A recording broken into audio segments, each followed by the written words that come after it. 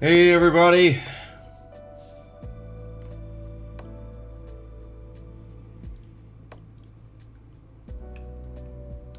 Got a brand new stream today. Gonna do some game dev.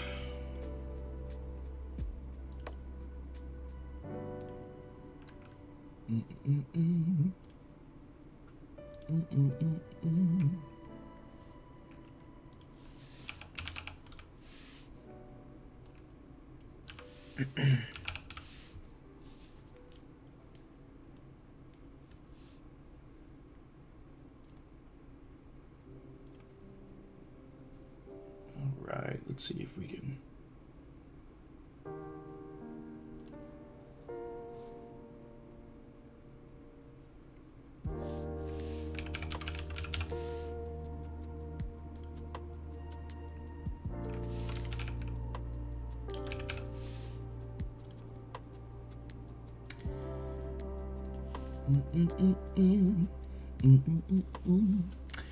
All right.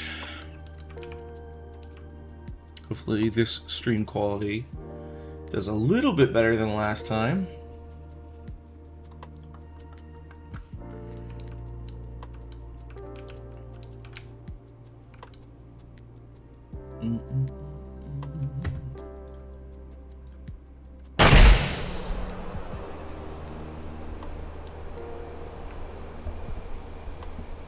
Audio levels are low.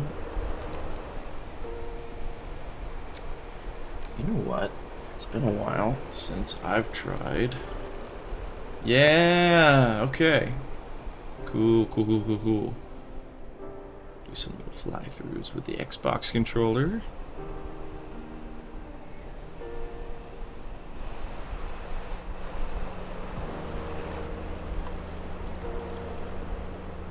Really need to adjust the sensitivity on this.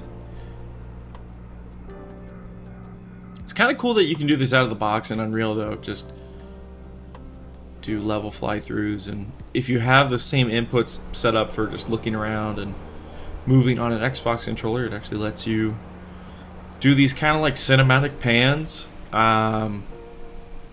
We'll probably end up doing this for like gameplay captures or like trailers and stuff, because it's just easier than programming a camera. You know, you just plug in an Xbox controller and you get this nice little kind of pan. I mean, it's a little sensitive right now, but you know, you could dial that in and you'll get these like nice panning, swooping shots, and you know, hit G to get that nice gameplay view. It's real cool cinematic pans looking at the enemies and stuff. I know, it's crazy, right? What's up, Wallace? Yeah, it's... I can't believe it took us that long to figure this out. I mean, we've been in Unreal for a year now, and never knew that you could do this. Which, I mean, I guess the timing's good, because we'll probably start making some more cinematic trailers and stuff now that we have a little bit more to show off. But yeah, you can even like adjust the FOV and everything, and you know, if you want like a super zoomed shot, it's a little finicky, but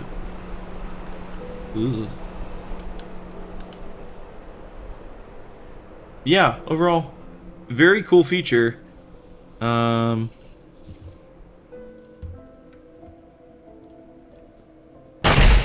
Yeah, just to show, you know.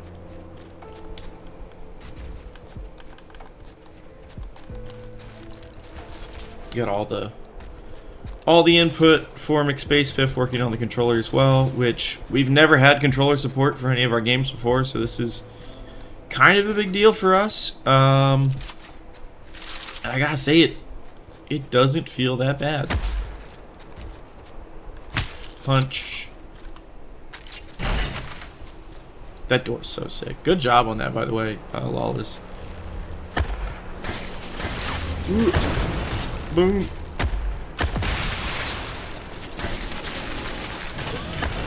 Like, there's not even any aim assist right now. And it doesn't feel terrible.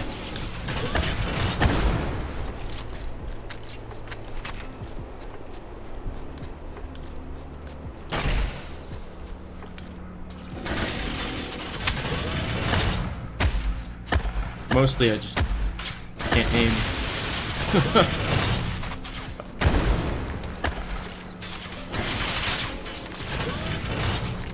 Oh, well, you know, it would probably help if I had ammo.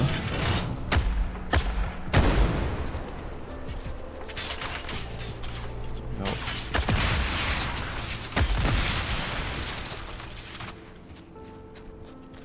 Yeah, hopefully the first of many doors. I mean, the blueprint's reusable in terms of just like operation, so I think it's gonna be relatively trivial to just swap a bunch of these doors out for just different aesthetic stuff, things like Alien or Planet America style instead of like these like industrial Soviet ones.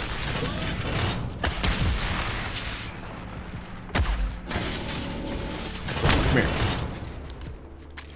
That's one of my favorite things, is just jumping up and punching those drones in the face. There's this like really funny glitch right now where if you jump and goodness gracious, I can't shoot. If you jump and dash at the same time, it like launches you in the air. Honestly, it feels like one of those situations where it's like, you know, it's not a bug, it's a feature. I don't know. I think I know why it's doing it. I think just the way our dash is set up, it applies force in the direction that you're moving, that your character capsule's moving. I could be wrong though, because it also kind of will like launch you to the ground if you're moving down. So I think it's just like a problem in our logic, but.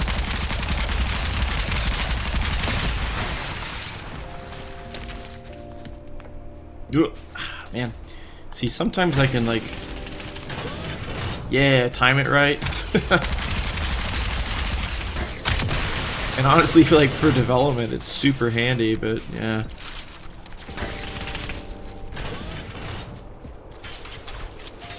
What if I can get through all this without dying? Punch. Dodge pass him. Oh, no, don't I? Oh no! Please, please, please, please, please. Please! Oh, there we go. Alright, now I can kill these guys.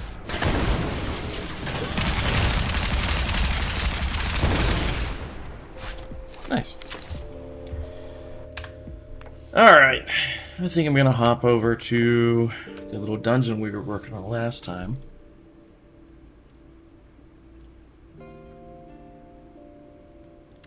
Over to the dungeon. How's the stream quality, by the way? I know we were having some trouble last time. I don't know if it's like jank or anything right now. Good? Yes, no, maybe so. I don't know.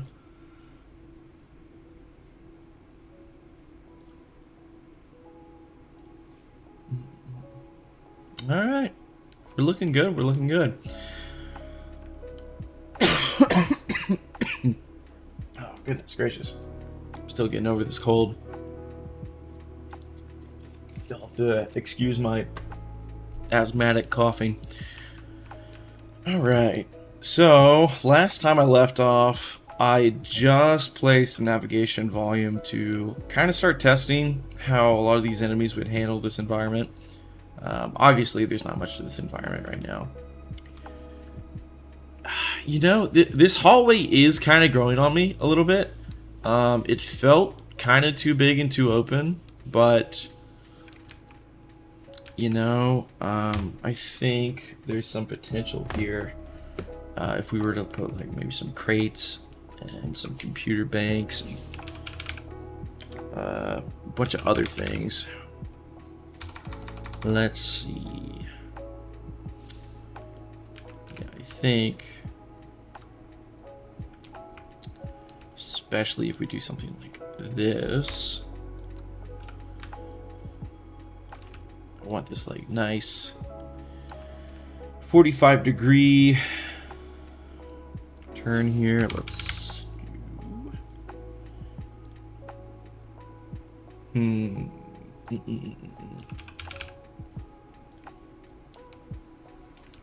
interesting.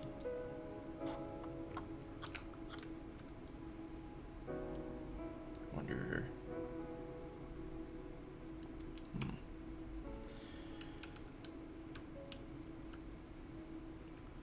Well, either way, it's not going to line up, so.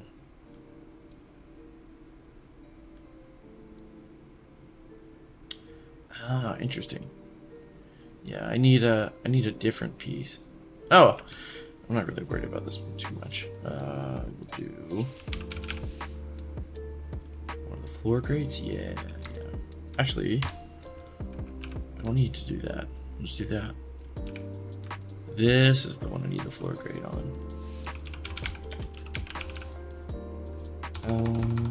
What's it called? Floor C? Yeah, floor panel C.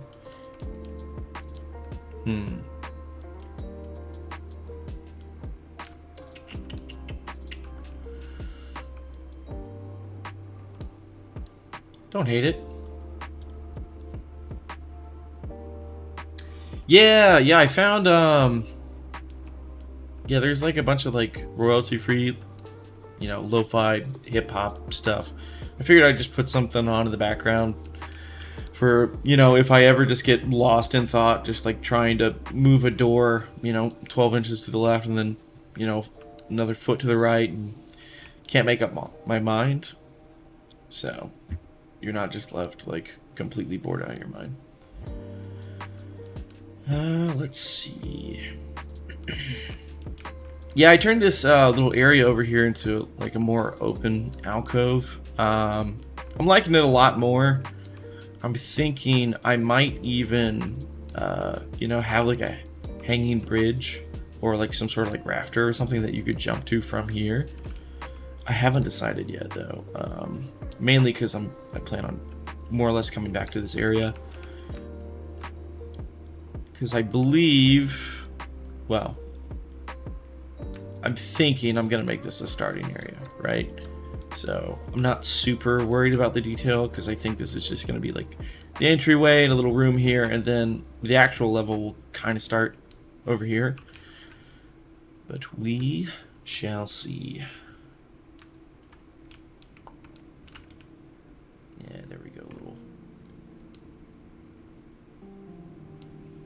45.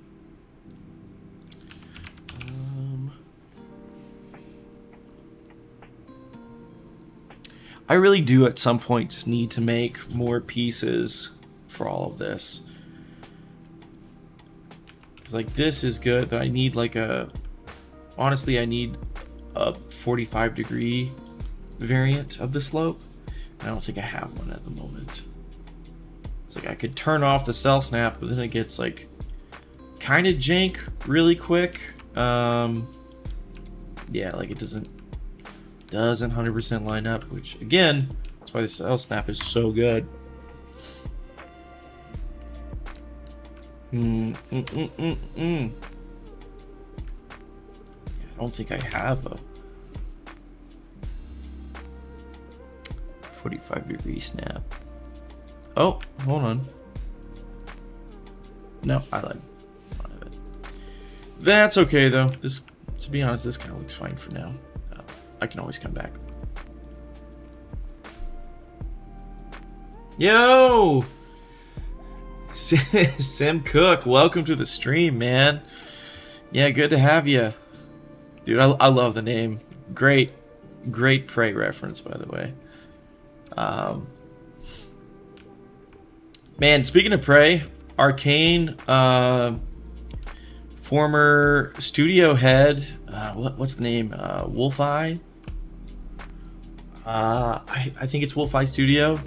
The Weird West guys. They announced their new game today. Well, kind of. It's more like a teaser reveal. But dude, it's looking so good. I'm loving the aesthetic.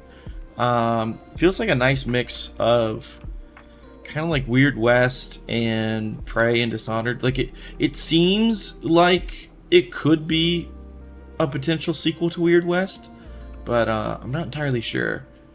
I'm hoping it's something new entirely, because I mean, we could always use more new IPs. Yeah, dude, I know who it is.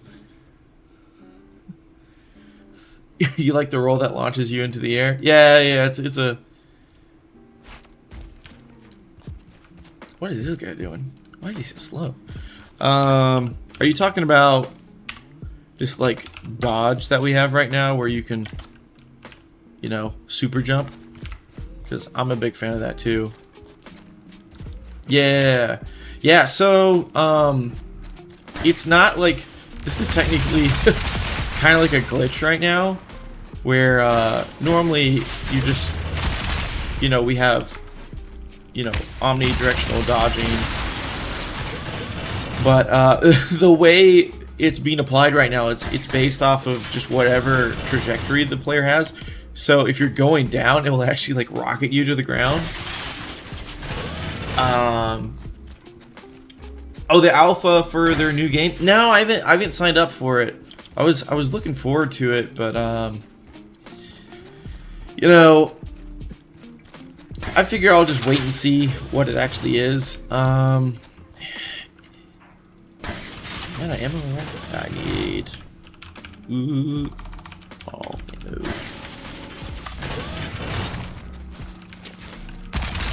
We'll try to punch this guy. Come here. Ooh, where'd he go? No! Come on.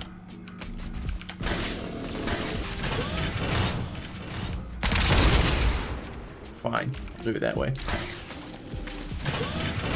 Yeah, it is kind of one of those things where it is like, you know, it feels more like a feature than a glitch, right? Because it's, you know, if you use it the right way, you can rock to the ground faster. If you use the dodge right after you jump, you know, it's like a regular dodge. But if you do it the moment you jump, you can kind of like send yourself flying in the air. And the dodge is actually different in third person.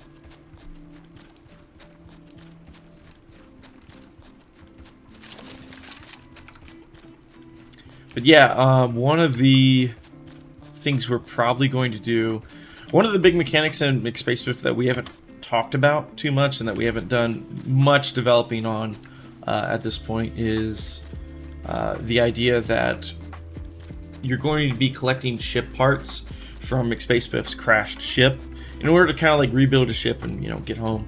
But those ship parts are going to give him abilities. So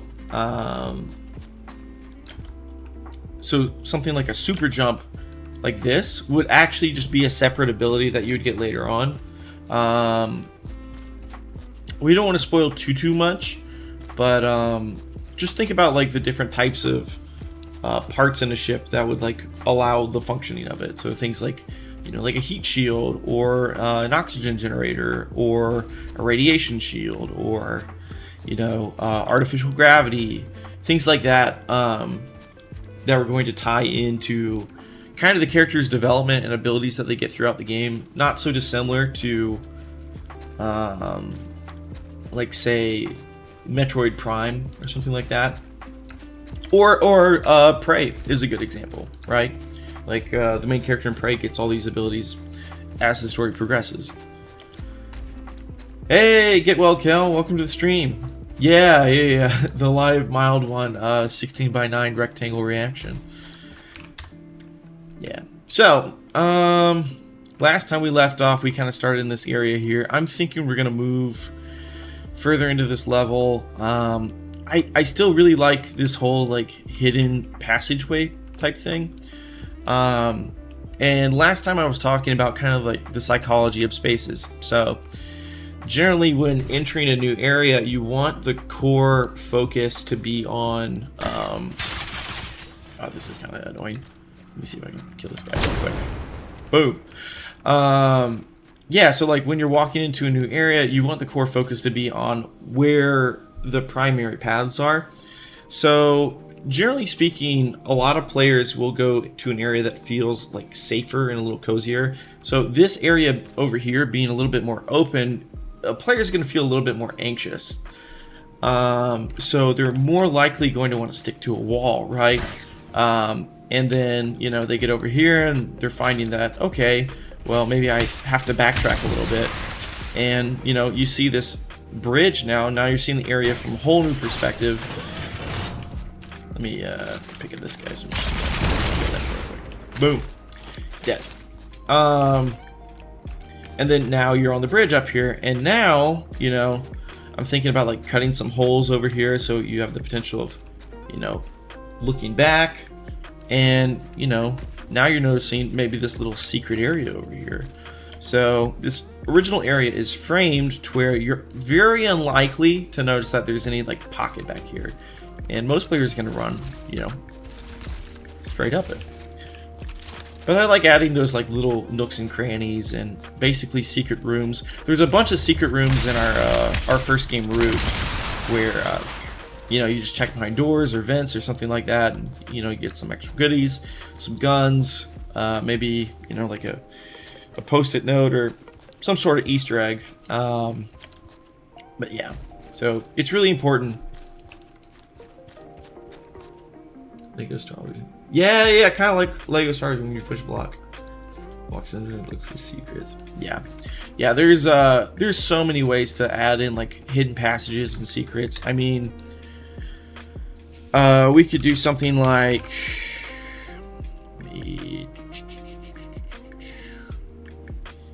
yeah, like do something like this where, you know, you've got these like really cool reel-to-reels that Will built. And, you know, maybe we like put one on a swivel or something at some point. Like it's, you know, or just like slides open. Who knows? There's a lot of ways to like hide little goodie areas, right?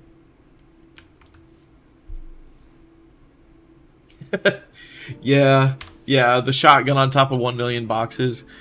Yeah, that was pretty funny. And what's so good about it is because we have that like sandbox mechanic where you can like pick things up and move them. It's like 30 boxes up in this like shaft, so you have to like pull every box out, and it's I think it's level 2. Yeah, it's level 2, and it's before you can get a shotgun in the game normally, so it's like actually a pretty good secret.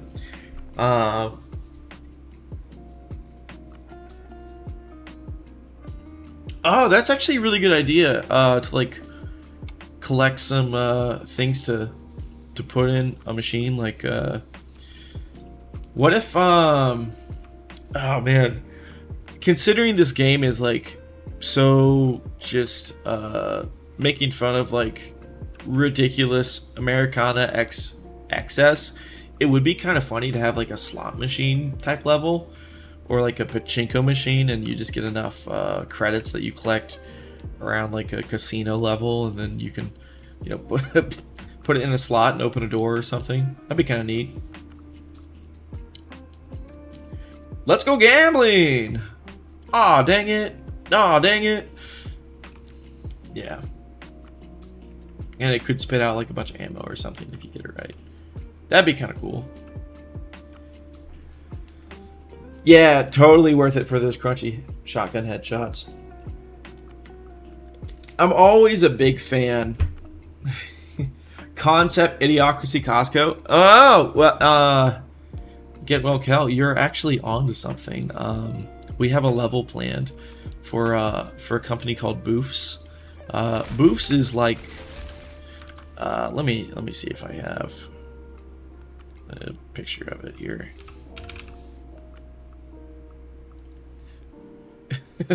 So this is the Boofs logo that we've been working on. It's basically it's like our version of the Vault Boy. It's like this like giant conglomerate corporation in like this like spacefaring age, and it serves everything from hot dogs to machine guns to like housing. Is this full effing cows, brother? Yeah, something like that. This is a blue bison called Boof. And yeah, it's based off of like just excess Americana. But one of the levels we plan on having is like an old hot dog factory. So it's not so similar, like not so dissimilar from the Idiocracy Costco. In fact, a lot of McSpacebiff is inspired by Idiocracy, or not entirely inspired, but there's a lot of references to it. Let me block this guy. Time stuff out. Boom, boom. Yeah, get well, Cal. You're right on the money. You understand what makes America great, and more importantly, Planet America. All right. I'm liking this little alcove. I think it'd be kind of good for like someone to be able to shoot down at you, but I think it'd be cool if we had maybe like a secret like hidden around this corner here. So let's add in like a wall here. Not a wall, floor. Maybe like a half floor. Move that down a level. You know what? I might even move that. I'm gonna commit a cardinal sin here and disable that grid snap system.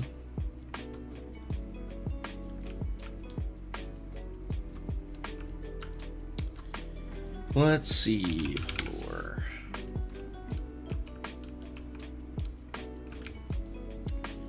I think we can probably even move that in a little bit more. Do 16. You know what? I'm taking it off grid entirely.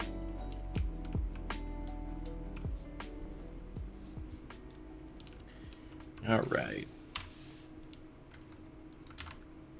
Wait, nope. Let's see. Ew, I don't like that.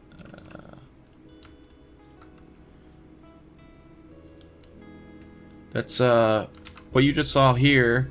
If you're not familiar with video game development, that's what we like to call Z fighting. Not to be confused with the Z fighters from Dragon Ball Z. I wonder if Z Fighters was inspired by that glitch, or maybe it's just a coincidence. I'm sure Sanjiro would probably know. He's a what you would call Dragon Ball enthusiast. Sometimes also known as autistic. I'm just kidding. I'm allowed to make fun of him. He's my brother, by the way.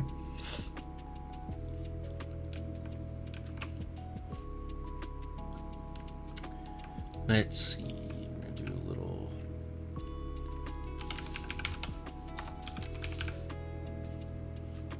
To be honest, a lot of McSpacebiff is also kind of inspired by Dragon Ball as well.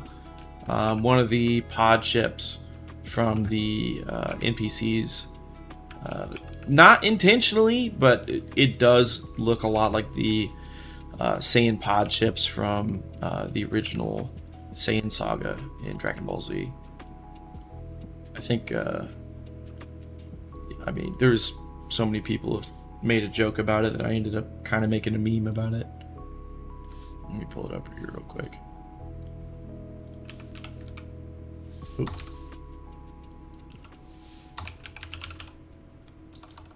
Mm.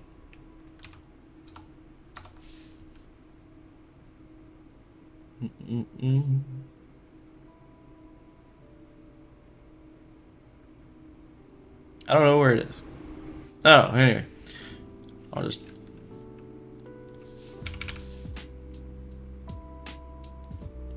This thing. Kind of looks like a pod ship from Dragon Ball.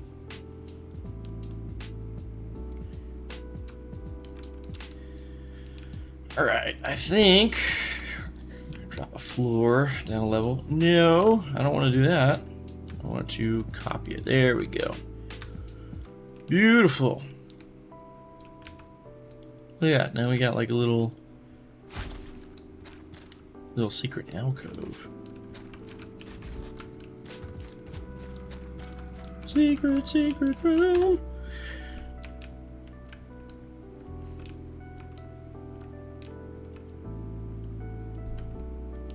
Yeah, it's kind of neat. I think I'll do something like that there.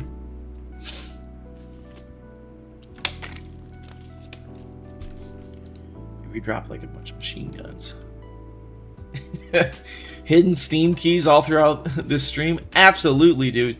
You just gotta decode the entire stream's binary and recompile it, and then you'll have your own Steam key to McSpacebiff when it eventually releases. You know, super simple stuff. Honestly, that does sound like something we would want to do for something like Root, but McSpacebiff not so much. Hey Lawless, should we tell them about the news today about the potential collaboration, or should we hold off on that?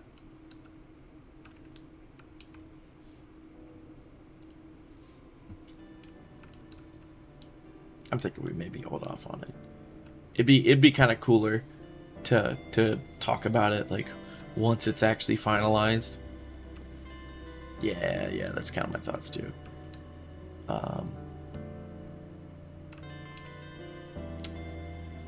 I'll allude to the fact that we're going to have a potential collaboration with another developer. I'll say that much. I won't say any more than that, though.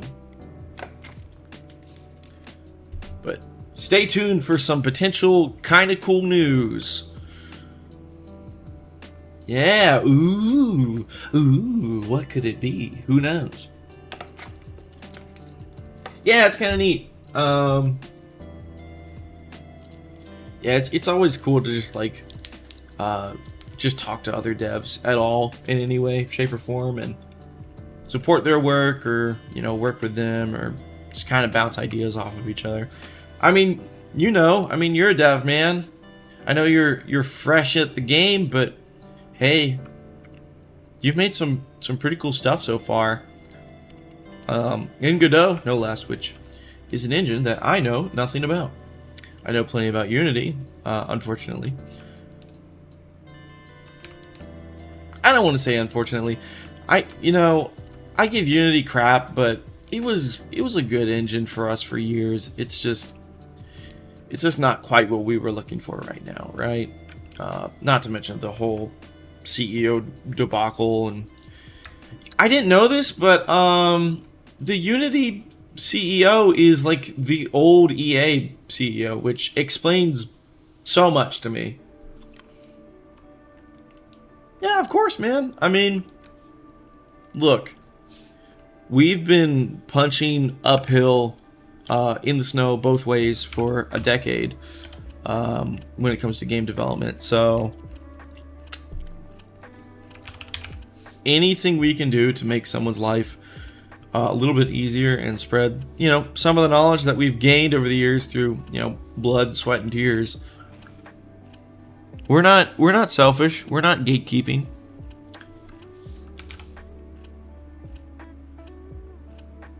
Yeah. What's funny about that is I 1000% believe he would do it if he could get away with it. That would not surprise me at all.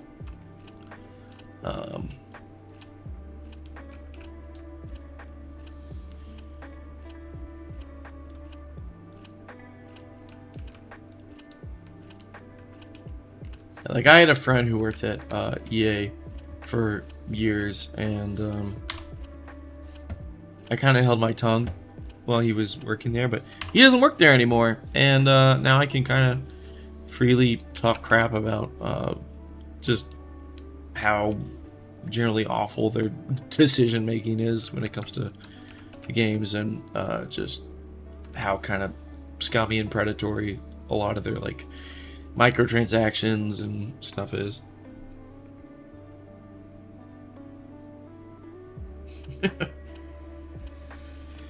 Oh yeah, dude.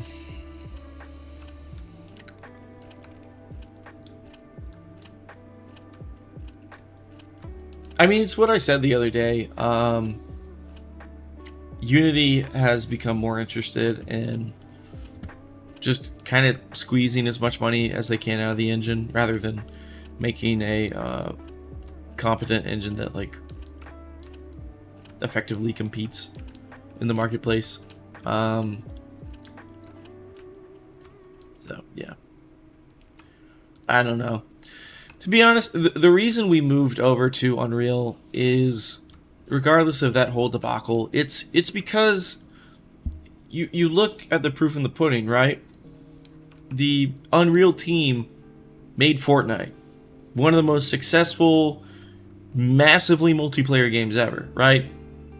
And we really wanted multiplayer for McSpacebiff. We're still figuring it out, but we know for a fact that this engine can handle massive multiplayer, and it's going to get supported because they're not going to give up on that cash cow that's Fortnite. So there's a little bit more confidence when it comes to like moving to this engine, knowing that, okay, chances are it's going to stay supported, because I don't see Fortnite going anywhere. Even if it dips in like popularity, there's no way they're just going to like straight up abandon it. Makes too much money.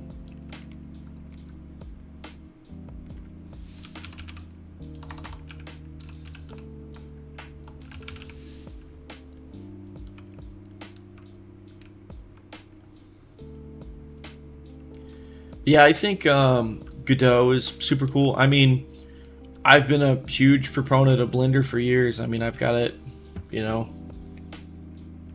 I've got it running in like 2 different forms, just, you know, in the background pretty much at all times. I've deleted that default cube more times than I care to admit.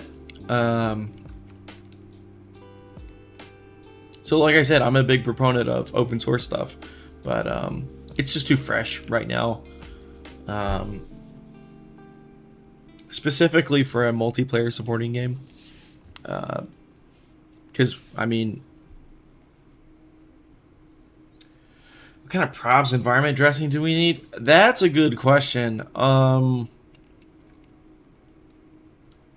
mean, we're going to need like a myriad of things that are kind of like industrial. Things like spools and pallets and crates and chairs and desks and, you know, just wires that you can drape everywhere. Vents. I love vents. I love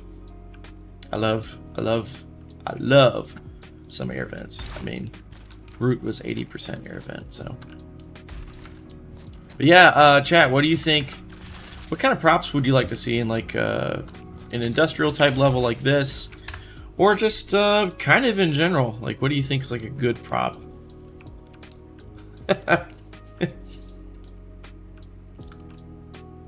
Ooh, forklift is good. That is a very good suggestion. Unfortunately, I don't think Captain McSpacebiff is forklift certified, so he probably won't be able to drive it.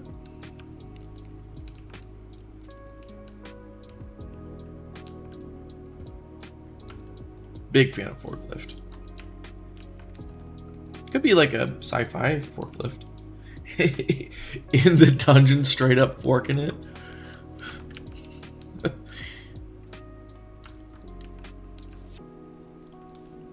Yeah, I was thinking overhead crane would be good too, like something, especially if we had like, so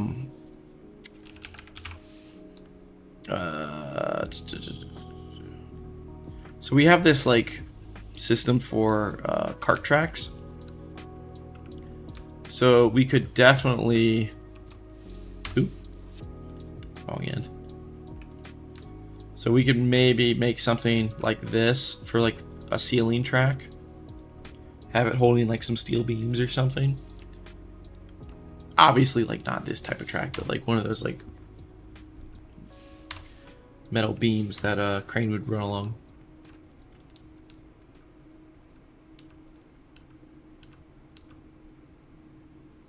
So this facility, I talked about it a little bit yesterday. Let me actually,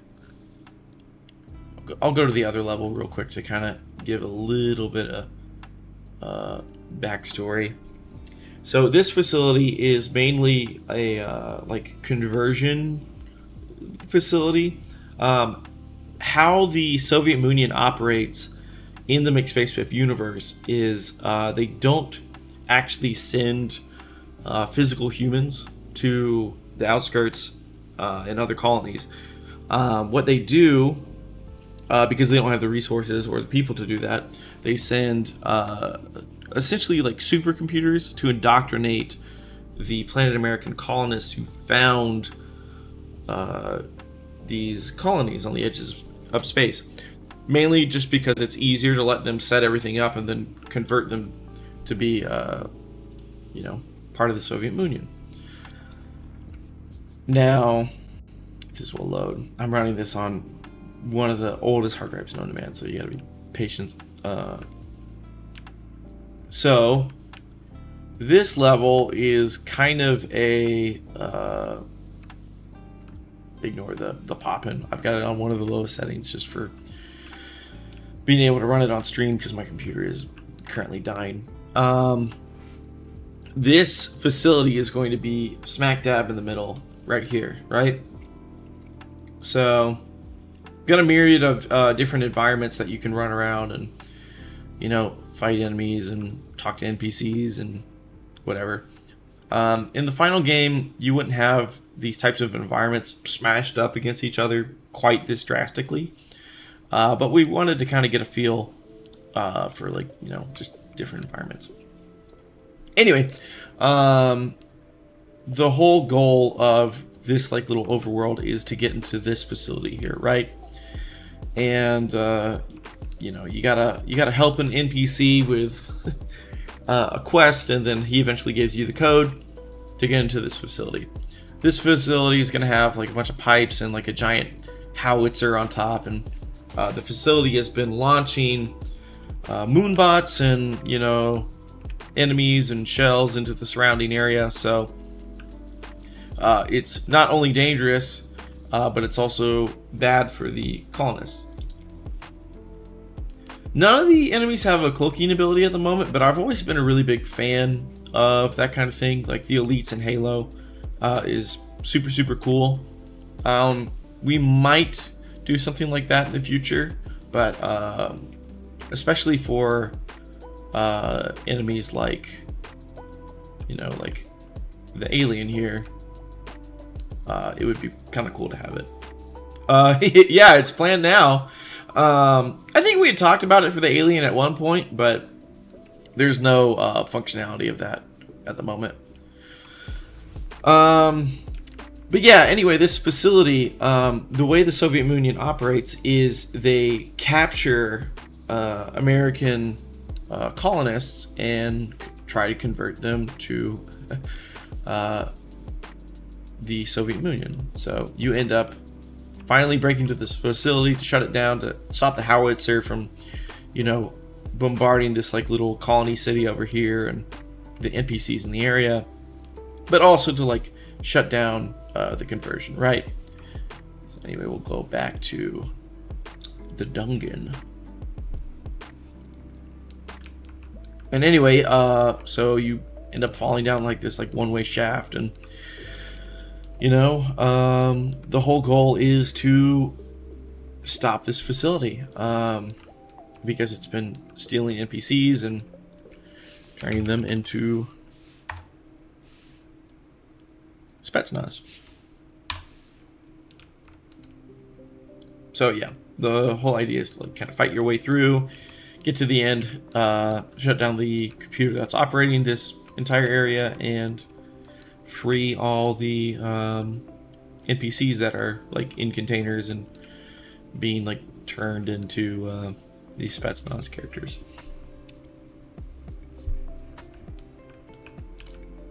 So yeah, that's kind of the premise of this facility.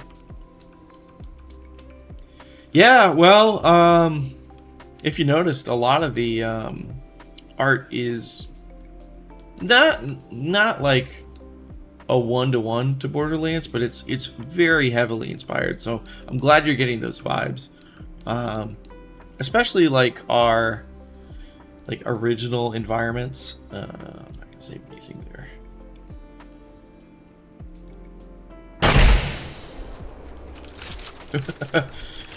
Love it when there's like too many weapons and they clip through each other. Yeah, just like the style, like the guns and characters and just the general aesthetic is very much inspired by Borderlands. And while we're here, might as well do like a little quick run through.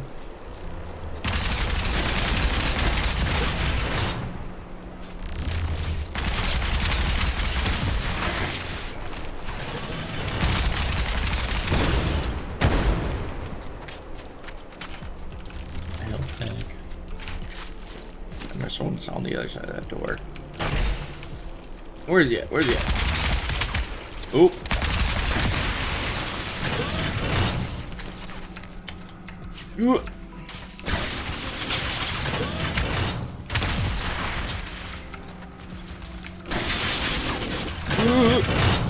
Come here. Punch. Dodge. Use the box as cover. No! No! Punch! Alright, I got him. Dead.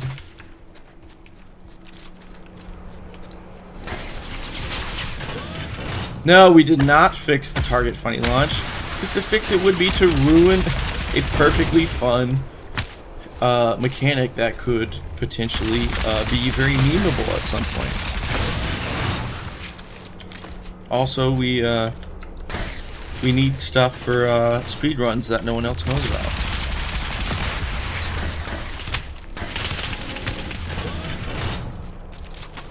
Health. Oh my god. Oh. Ah! Ah! Run, run, run, run, run. Dodge, dodge, dodge, dodge, dodge. Oh god. Oh god. Please. Please. No. No. No. Made it. Super easy. Oh god. Save me, NPC. Actually,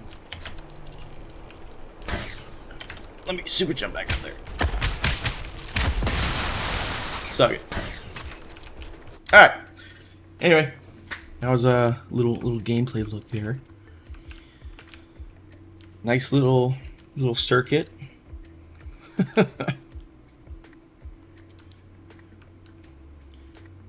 Yeah, I need to change a diaper too after getting run down by all those enemies. I got kind of scared there a little bit.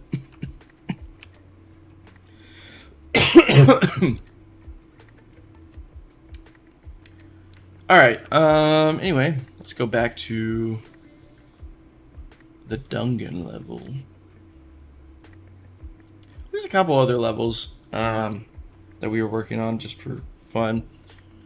There's like a firefight level we were working on. Oh, funny enough, this one doesn't have the outline shader running on it right now, so yeah, it doesn't look as Borderlandsy, but the art style is still baked into the assets themselves. So this is kind of what McSpacebiff would look like if it didn't have that outline shader. I think it still looks nice, but that shader is pretty cool, in my opinion. Let's go back to the dungeon.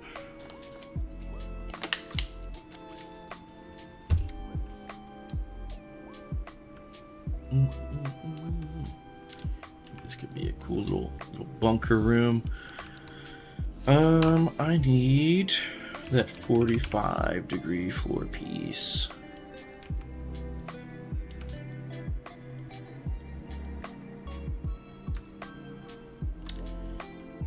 Let's do...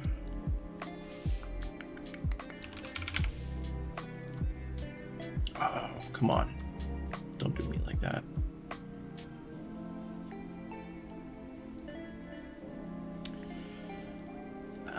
Yeah, I need to change. What I need to do is I need to flip the verts on one side of that.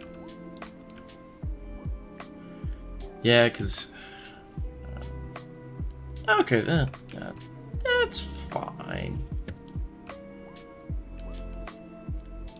Yeah, as you can probably tell, a lot of these like original pieces weren't made too carefully, because we were just kind of slapping together some proxy stuff that we could use for building levels. They work for the most part, though. Floor, proxy floor.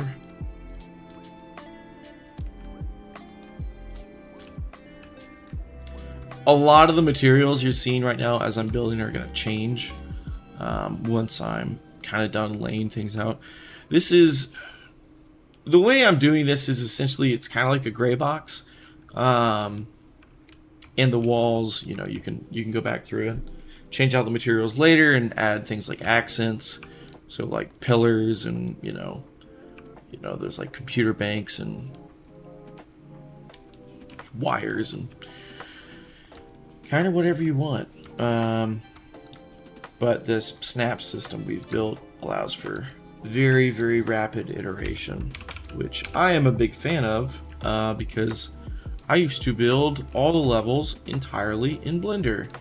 And a lot of people do that. I watched another dev stream the other day, and the guy was building the entire environment in Blender and assigning materials in Blender, and it just looks, to be honest, a little rough in terms of just how much time and how much could potentially go wrong with it. And also that way you have to wait for it to export to the engine every time. So the larger the level is, the longer you're waiting between iterations and testing. So that's the way we used to do it. We do not do that anymore, and I am all the happier for it. Let's put this over here.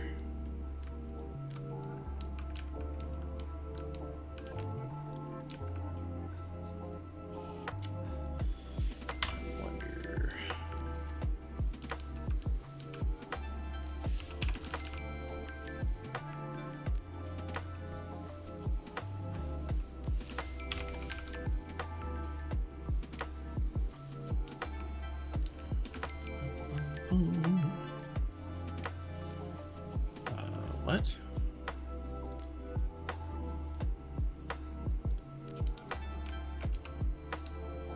That was weird.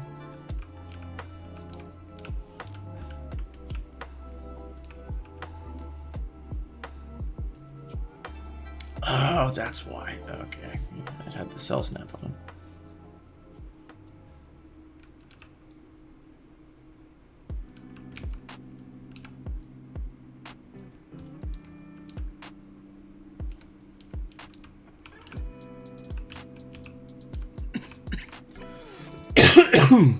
Excuse me. Oh, geez. All right.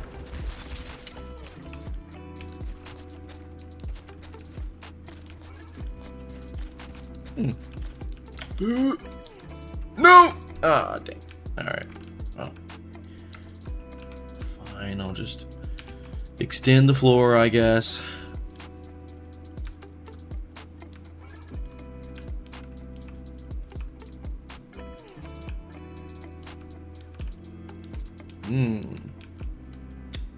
That could be interesting.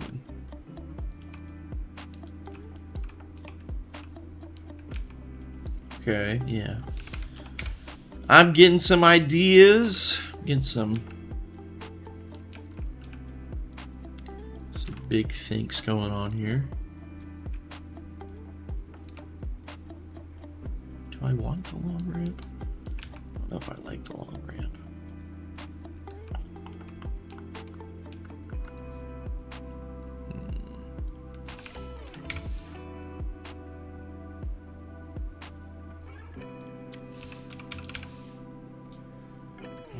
Which one? Did I? Oh man, that's not the way the UVs are supposed to go.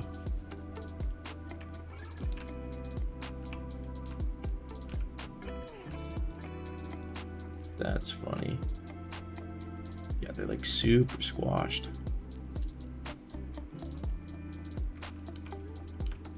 What? I'll just remember to change that at some point. Just use a regular ramp. There we go. That's what I want. Boom. I'm thinking this is actually going to go down and under this area here.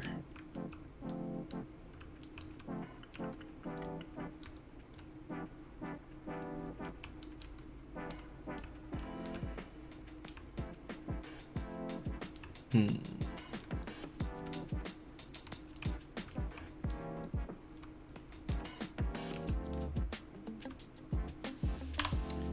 no, you know what? I'll drag the floor down a little bit.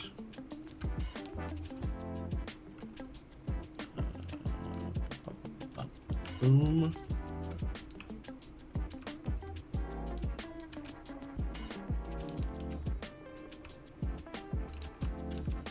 Now I use, yeah, there we go.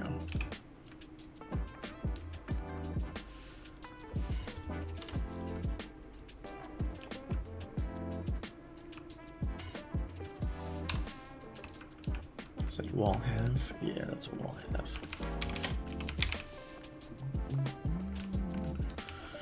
All right. Flip that around. Snug as a bug and rug.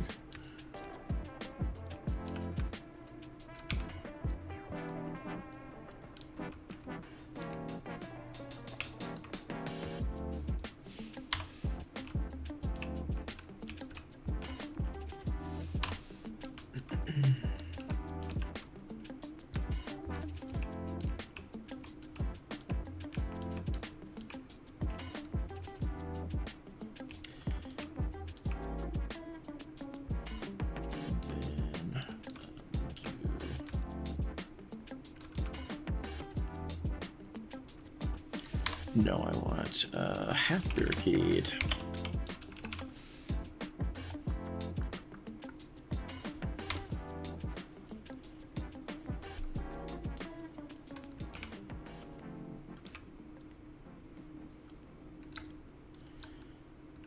And drag them both, flip them, and then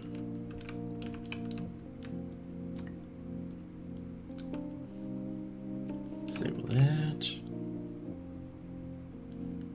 2.5. Got a glass material. Yeah, because I kind of want players to be able to like see back into this area and realize that there is, in fact, a way to get there, but I don't want it to be, you know, completely obvious on how to get there. That's something I like to do in levels a lot, where if there is a secret passage of some kind, I give a player a way to like see into the passage, whether it be like through a crack in the wall or like rebar, or, you know, looking through a grate or something, and then it's adjacent to it, but, you know, there's not like a clear way right here, right? But it does give them the inkling, you know, okay, I see that room, there's some goodies on the other side of that glass that I can't get to. There's gotta be a way to like loop around. A game that's really good at doing that is Prey. Prey is actually like the master class of that, because usually they'll show something where it's just like, okay, you know, there's a glass door and there's some stuff on the other side, and either you can, you know, get the key code, you can, you know, shoot a button through the hole, or you can drop down through a vent. I like that kind of stuff is just awesome, because it gives you a lot of reason to explore the environment. Maybe we should have some air vents to connect different areas. Yeah, I mean, that's what I was saying is, it's not, McSpacebiff isn't like a sneaky game, but I still think having air vents that connect certain areas is pretty cool. Yeah, Halo 1 had vents.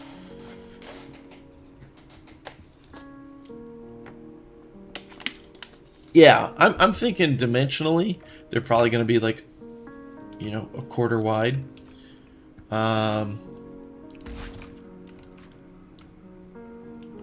Let's see. I don't even know if... Yeah, what I could probably... Oh, why is that not on the grid?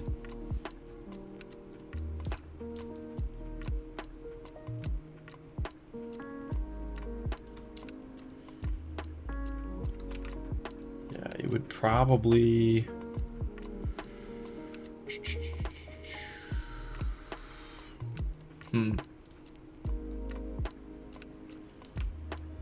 So it would be like a quarter. It's probably 5. That's probably about the right height.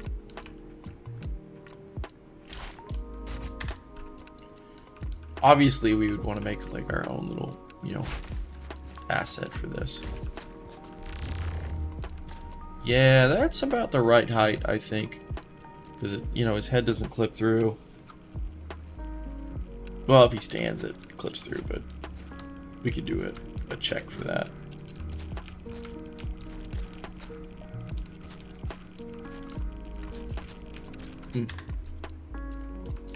Let me do this real quick.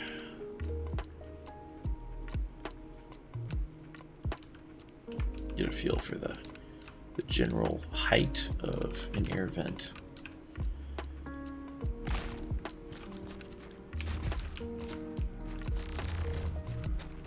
Yeah, that feels good. I think this feels good.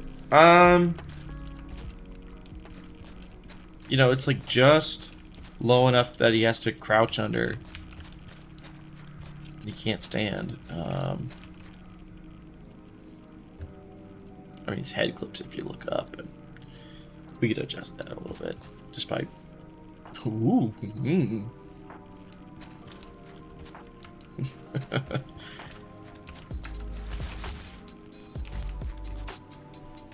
Wonder if we should not let you roll when you've got something over your head like that. A drone jump scare? Oh my gosh. That's just mean. I'm all for it. Cause they're huge, like they're huge. Where is it, drone? I don't even know if he'll fit in here, to be honest. Let's see. We should probably make his capsule smaller anyway. Well, that's why you don't.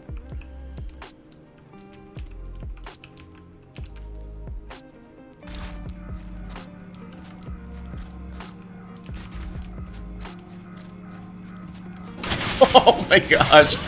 No. Can he even move? He probably can't move right now. People come out.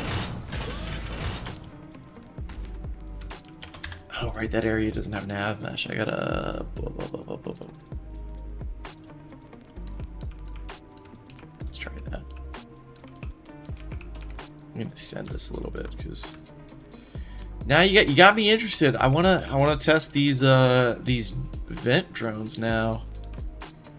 All the possibilities.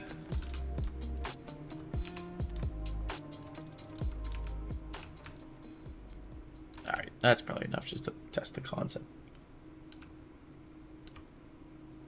Oh, yeah, that's right.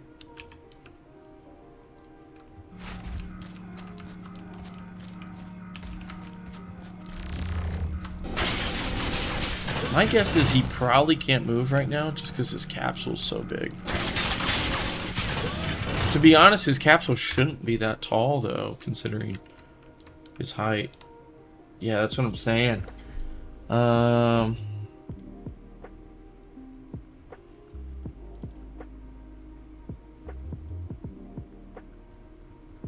Trying to think of.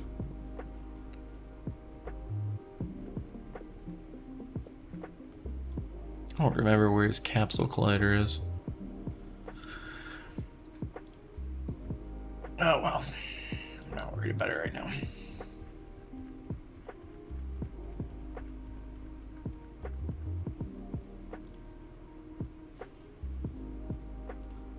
There it is. Okay.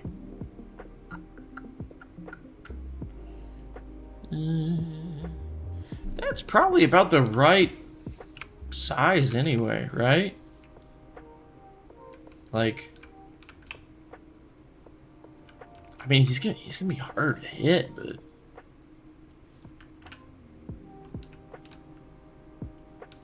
yeah, that's about right, I think. Let's see how he does now. Ooh. Come on. Come on, come get me. Still might be... Who is shooting me?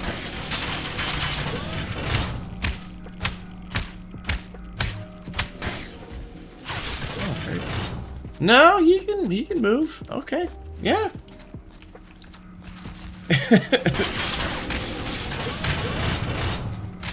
Event drones is absolutely terrifying. Love punching these guys. It's just so satisfying. Whoop. I don't have any way to get my health back. I gotta kill him. Give me the gut.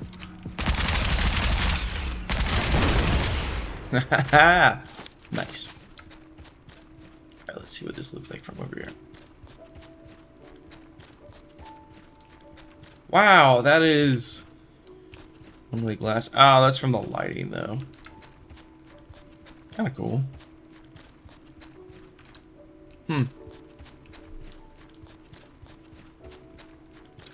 Yeah, I was kind of thinking that the blade should probably do damage. I also thought that they should have like some sort of like almost like drill attack where they close their blades and they spin and then kind of puncture you, so you have a dodge attack, but also something you could have an opportunity to punch them with. I feel like that would be really, really cool.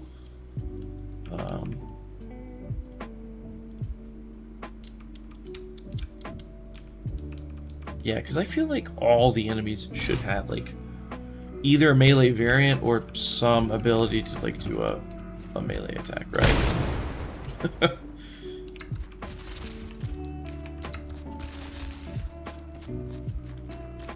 Hey!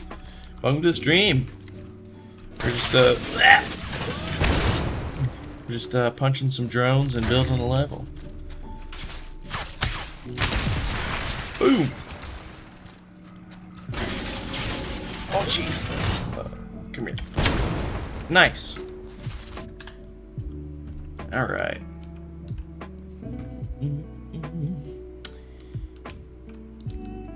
Yeah, I really like the idea of there just being these guys here to jump scare you in the middle of an event, because I mean, I love flying AI. Oh, it's, you know what? I feel like flying AI is probably easier than just standard AI, honestly, because they don't use a nav mesh of any kind. They just kind of like float around.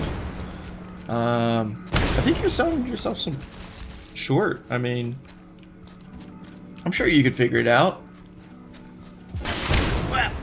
Boom.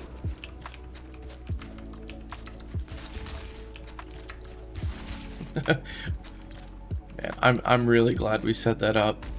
Letting the player, you know, Dark Souls roll through come here. Through enemies and then, you know, it affect the ragdoll. One of my favorite things. Whoop, whoop, whoop. It's the pathfinding you don't know how to do. So, funny enough, the drones, like the flying drones, they don't really do pathfinding, right? Like they don't use the navigation mesh. Lawless knows a little bit more about it than I do because he's one of the other devs and he's the one who set it up. I forget how they navigate, but yeah, it actually doesn't use a nav mesh. They operate on kind of a separate plane of existence from all the other enemies. You know what? I'm gonna delete this guy. He's giving me bad vibes.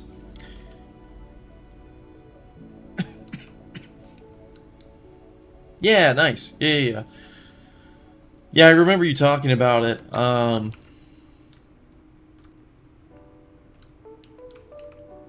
Yeah, what we wanted when we initially built them was kind of like the drones from like Halo.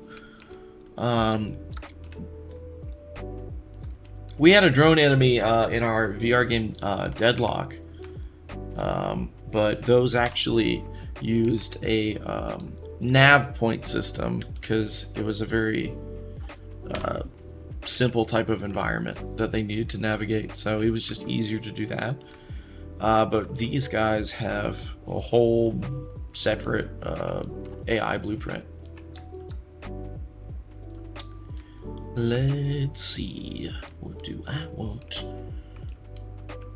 I think this would be kind of cool as like a computer bank room of some kind. Maybe you like have to run around here and this. Well, I gotta change this glass here. Oh, that's right.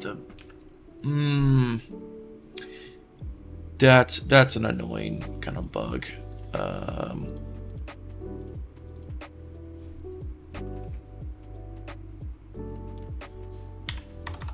For whatever reason, the glass material stops you from like selecting it. Super annoying. Another thing we gotta fix at some point.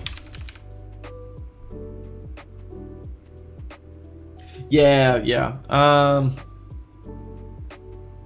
Yeah, like Lawless said, he's got a pretty good video that we used as an example. That's better, I think. Why is it so bright on one side and not another? Very weird. I wonder if... Is it the skylight that's doing it? No? I don't know. We need a new glass shader at some point. I'm not worried about it right now. Let's put some computer banks in here.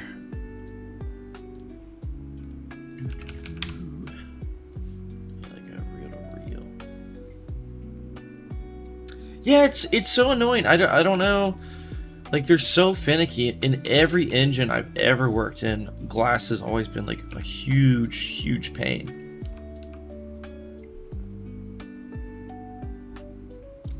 To really embed the nature of the facility and grow on the level design. It's like a the exploration of the process and screwing up these guys, but it's pretty much them. Process.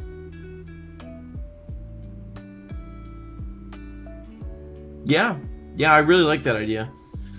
I think the further you get into the facility, the more you're gonna find like these like guys being like experimented on. We have an idea like one of the rooms is gonna have like all these like NPCs like stuck in cases along the walls.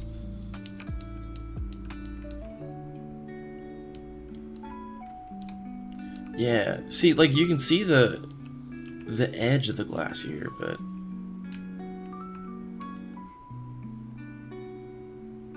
oh yeah. Thanks for dropping that link, Lawless.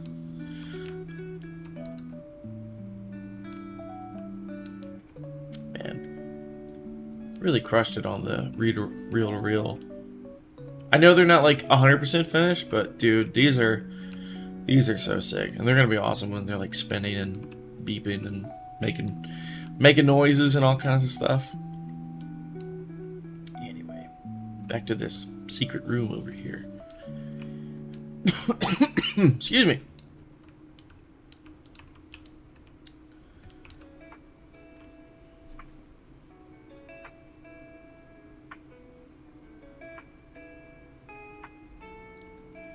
Conditioning process, but use the hyper. Could be. That could be a cool little idea. I don't want to spoil too much what we have planned for the level. We kind of have an idea, more or less locked in. So I won't talk too much about the lore of this level. But I will say things do not go well.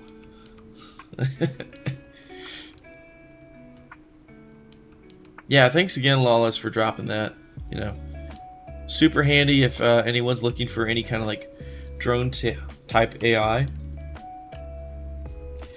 Yeah. So I'll tell you a little bit about the level, like the beginning. So this whole level is all these, Planet America colonists are getting, their minds converted to be part of the Soviet Union, and turned into these, Spetsnaz soldiers, these cool looking dudes. And when you drop into the facility, you end up coming into a room where one of these guys is like stuck in a glass box, and there's going to be like these monitors just flashing red saying join, which is, just super stupid. And he'll comment like about how he got, kidnapped by, one of these like moon bots, and he managed to like swipe a key card off of him before he got thrown in the glass box. So he says like, this conversion isn't doing anything, and it's fine, it's no big deal, but he wants to be let free. So he asks you to like turn around and go across the room and pull the lever to release him. But the moment you go across the room and pull the lever, he immediately gets converted to a Spetsnaz soldier. And now you have to fight him and kill him for the key card. But anyway, yeah. Super stupid. Just like the second you turn around, it's like, oh, automatically he just gets like completely swapped for a guy in a red uniform. He talks about like, join or die and blah, blah, blah.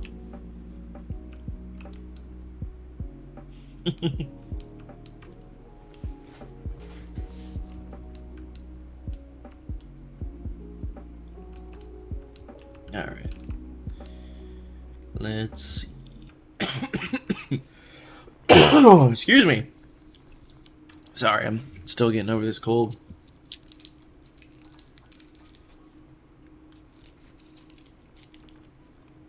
Yeah, maybe.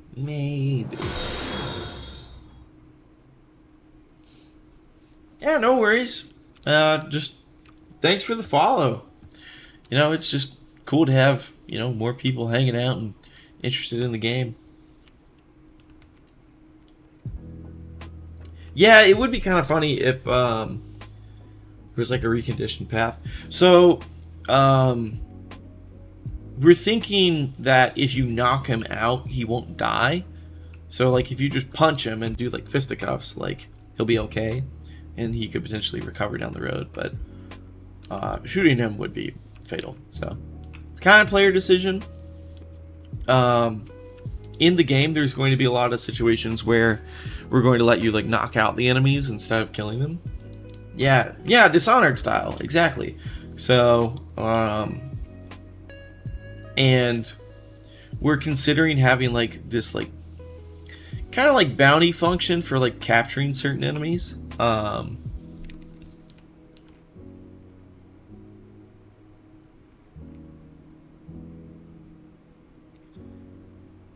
You could, when you punch it, you could have them hit an enemy for the drone. Yeah, yeah, that's possible. Like I said, this is, you know, this is still malleable, and we're always looking for ideas and things to integrate into the game. If it's something cool that fits in the existing narrative, and you know, it's something we can implement, we're gonna implement it.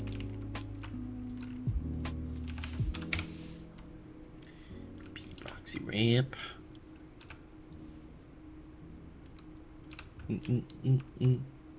Yeah, so bounties, the way they work is there's going to be these set points in the world where you can, you know, buy things from the American super server that's like in orbit, but also that server, being the planet-wide AI, will put bounties on certain enemies, and that could be anything from, you know, aliens to Spetsnaz soldiers to moonbots. Yeah, oh man, the drone grappling, that's something we talked about like years ago. I mean, like before anything was like in engine or on paper or anything. We talked about this idea of when you're in the melee mode, if you like jumped and like punched the drone, you could like grab it and kind of like drift down to the ground, or use it as like a grapple point to like jump out and punch the next drone. Yeah, so for capturing bounties, we were mostly thinking you'd have to knock them out, which would make it a lot more difficult. So like getting up close to like punch them, but having items and things that could like potentially stun them from a distance would be good too.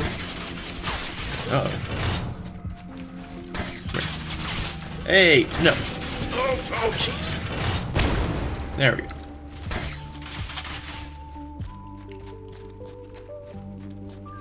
Yeah, something like an electrified bolo was kind of something I was thinking of. Not so dissimilar to like Death Stranding had this like capture function, or just any like electrified like landmine or something like that. But yeah, a mechanic we've been like thinking of doing, and if we can get it working, we're gonna do it.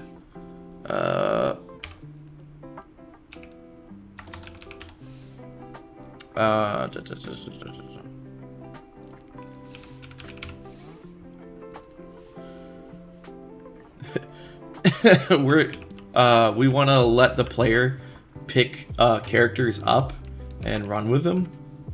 So obviously this is like a kind of jank test animation, but the idea is for like things like puzzles and stuff, we want you to be able to pick up enemies and your friends and be able to toss them to areas you wouldn't normally be able to get to, right? Yeah, yeah, it's kind of goofy, right? But you know, just for like a test animation. Yeah, exactly. So when you tie up an enemy, you're able to run with them to either like a speeder bike or something, like throw them on the back, or just run with them in the world and then toss them in the bounty point, right? And then, you know, the bounty gets collected and the bounty gets launched up into space, and then you get your payment, right? But in terms of, you know, for just goofing, we're thinking we're gonna let you like pick your friends up and stuff too, without their consent, right? Yeah, like you can throw your co-op ally up to like unreachable spaces, but even as like a fun mechanic, if they're just like shooting things, you could like run up and pick them up, and obviously we'd give them a way to like mash their way out to like break free, but just think of like all the trolling you could do, like picking your friend up and like throwing them into a mine, you know. But yeah, like say there's like a ledge up there, and you know you can't reach it on your own, but you could grab your friend and you could like charge a throw and then throw them up, right? And that would allow them to like kick a ladder down or something like that. And for single player, what we would probably do is allow you to control a secondary AI. So if there was ever like a lever you couldn't get to, we'd probably have some sort of way to either like call in an NPC or like control a bot of some kind and switch back and forth between the two. So like you'd call a bot over and then you'd pick them up and you'd throw them to the spot and then you'd switch to the bot up there and then, you know, kick the ladder down and let the player go. So the game's designed around co-op, but we're gonna let single player people still do the same types of puzzles. They're not gonna be time based or anything, so it's just a matter of like figuring out where to go and what to do.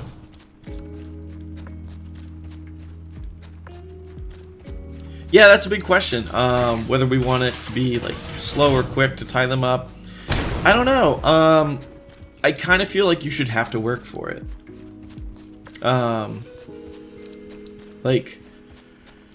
Like your standard tie-up would probably be pretty slow, but if you had like an expensive item to use, you know, that would maybe be quicker because you'd have to expend it. QTE, yeah, I don't know about QTEs, man. I mean, it's not 2009 anymore.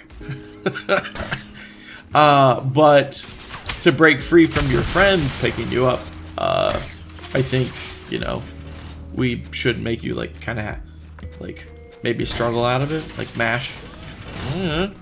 Maybe kind of QTE, kind of, but not through like the tying up. Man, this guy just won't leave me alone. Boom.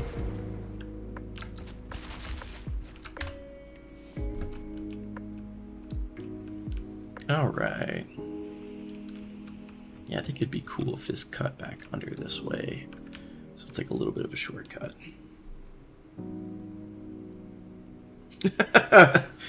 You want to make a game where you just have to get your character out of bed and it's just an impossible QTE.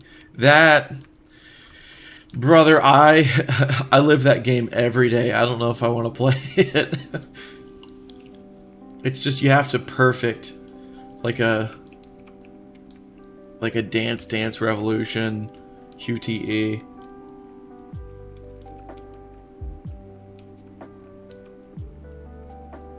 Oh man, that's too funny.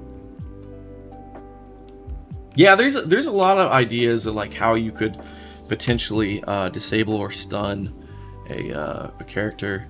It's something I'm really looking forward to, like prototyping and like designing levels around. You have to dance to untie yourself. It's like one of those things in the dream where it's like, you know, your alarm's going off, but you're in your dream just jamming out to the tune, thinking like, oh man, this dream's awesome, but in reality you're oversleeping and you're late for work.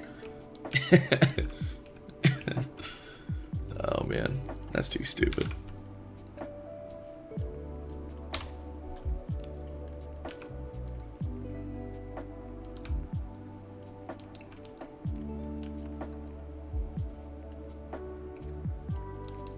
Is this not on the... Oh, for shame. It's not on the snap kit. Alright, this one is. Dancing to untie yourself is so funny. I really like that idea.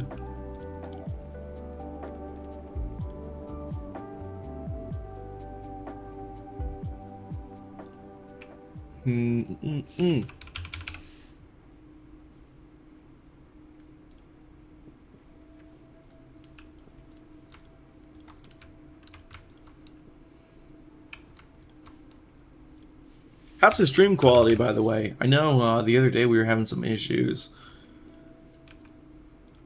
no like buffering or anything.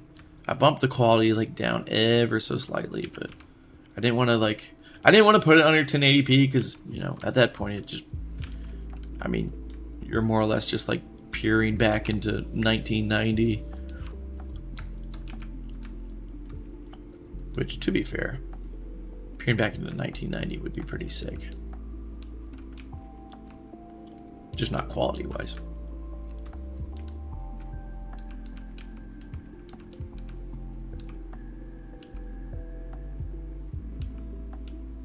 Yeah, so funny enough, the conditioning process is just different in every, like, they're throwing everything at the wall and seeing what sticks, right? In some cases, it's just a screen flashing red over and over and over and says join, and it's like super stupid. In other cases, they're like being tortured to like join. You know, having to like making them read, you know.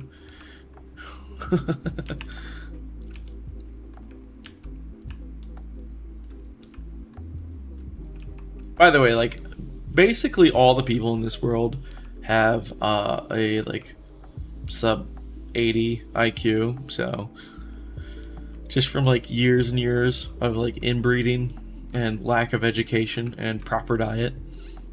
So, reading is like torture to them.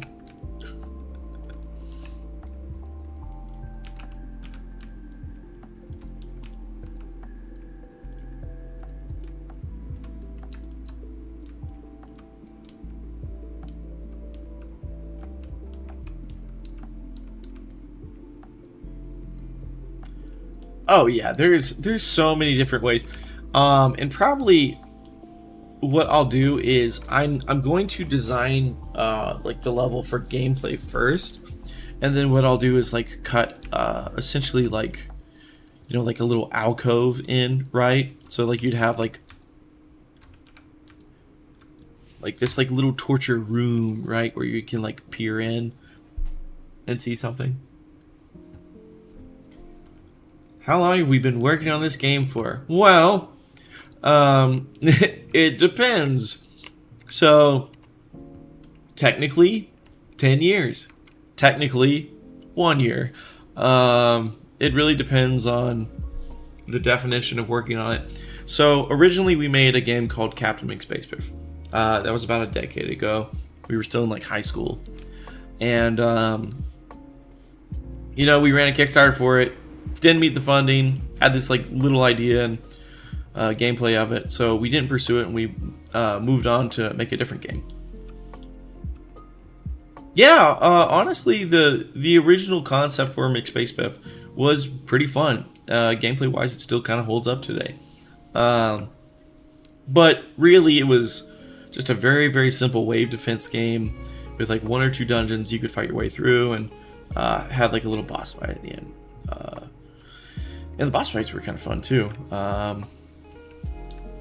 But, you know, we made that game 10 years ago before we knew anything, and we couldn't make the full game that we wanted to because our Kickstarter failed, because we were just a couple kids who didn't know anything about marketing games or anything. So we went on to make a couple other games. And, you know, here we are 10 years later, and we thought, hey, we really liked the idea of that game originally, so let's go back and make it.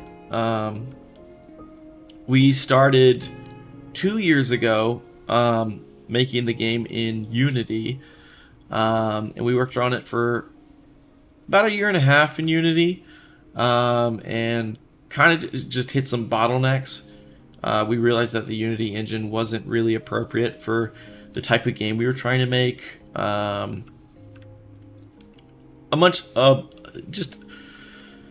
Just a bunch of problems. Excuse me. And just a myriad of other reasons.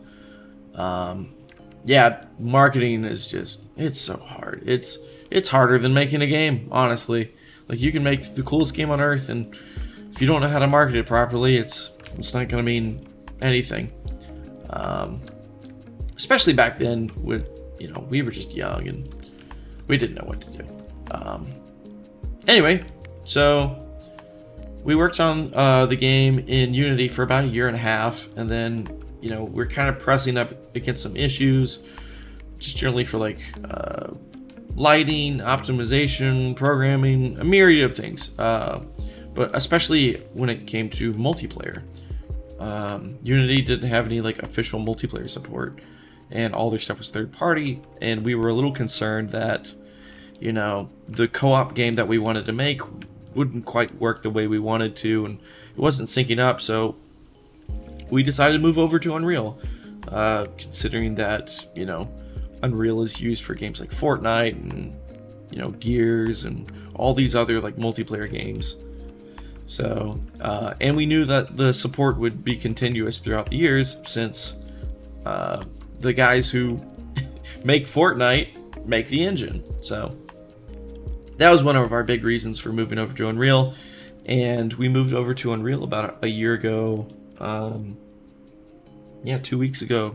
It will be a year.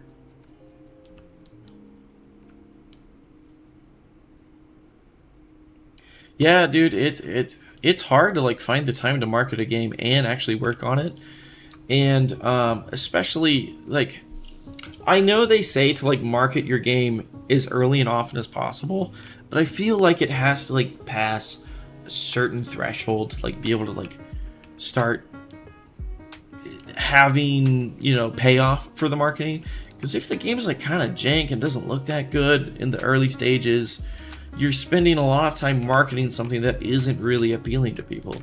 So we're only kind of just now passing this threshold where we can talk and show about the game, and this is our second dev stream on Twitch, just because it's finally at a point where we're like kind of comfortable showing it off.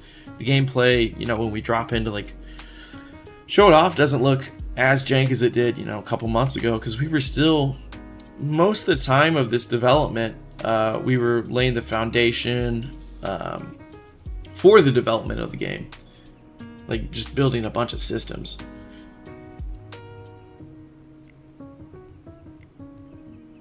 Right. So like we wanted to get the game to a point where we could kind of double it up as like almost like a tutorial, especially Lawless's streams. He does like a lot of like 3D modeling and texturing and on UV unwrapping, and he actually teaches a college course on like game design. So his stuff is like super technical, and getting to a point where we're comfortable in the engine and comfortable in the game, it's it's a really good way to like kind of give people some insight of like how we built it, and maybe some ideas on like how they could do some things. I mean, we're winging it just like everyone else. There's no perfect formula. You just got to keep working at it, and the saying is like, oh, so and so got lucky. Well, generally that's not true. It's they got lucky, but they got lucky by doing things over and over and over. The more times you try, the luckier you get. It's just a numbers game. It's the same thing with content. It's been taken away from productivity in the best way possible. Yeah, I mean, I tune into his streams at my job too, and it's a little distracting, but it's cool to watch. And I've worked with Lawless for 11 years now. Jeez, maybe longer, because we started with modding Fallout back in high school, which would have been like 2011. 3 years, 2 years in Unreal. Well, hey, I mean, to be honest, now is the time to be getting started. Like they say, the best time to start is 10 years ago. The second best time to start is right now. So the fact that you're still kind of fresh at it doesn't really matter. I mean, we're kind of in a gaming renaissance, especially when it comes to engines and everything that's available to people. I mean, to be honest, I'm kind of jealous of people starting around this time, because 10 years ago, there was no information online when it came to like game dev. Everything was kind of like behind sealed doors or at colleges or hidden in some obscure book somewhere. And you know, now there's just all these game dev gurus and, you know, streams and so much more support. And, you know, you find out that you're not alone in this. And you know, it's really reassuring to see that other people in your situations are making it and that it's possible. So just keep at it, man. I think the longer you keep at it, the better chances you get. And the better you get. The more you improve your skills, the better chance you have at making it. So just keep at it, dude. It's all any of us can do.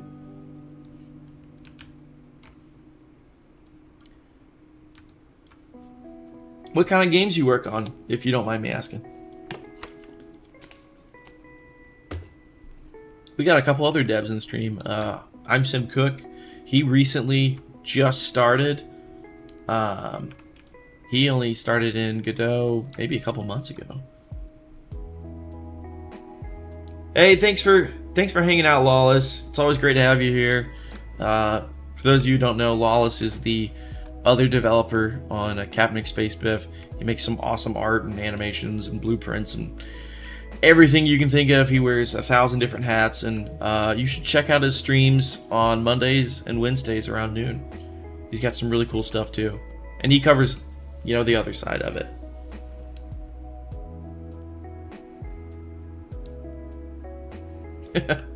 Yep. Lots and lots of hats.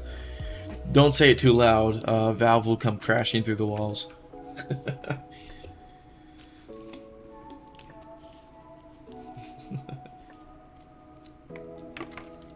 Very nice. Do you do all the development yourself, or are you part of a team, or what do you specialize in? Like, what's your favorite portion of game development? Because I feel like everyone has like a, you know, even if they wear multiple hats, I feel like they always have like that one bit of game development that like really sets them on fire. For me, it's level design and probably animation. All yourself, man, that's awesome, dude. You know, I mean, I can do it all, but I don't like doing it all. I mean, it's tough. Solo dev is just something else entirely. I mean, to be honest, we're pretty close to to solo dev ourselves, but it's always nice to have like another person keeping you honest and keeping you on the right path and not having scope bloat. But yeah, I've done some projects where I've just worked on it myself. And it's tough. It's a lot of work. Your favorite animation? Your favorites are animation, making characters, and coding cool mechanics. Dude, same. Minus the coding, the mechanics. Me personally, I like the idea of the mechanics. And I'm okay when it comes to like things like blueprint and, you know, programming, those types of things. But I'm much more like the artsy fartsy type. I like designing characters. Like a lot of our characters come from like 2D sketches to 3D to even higher poly 3D. Every type of yeah, dude. Every type of movement for a player.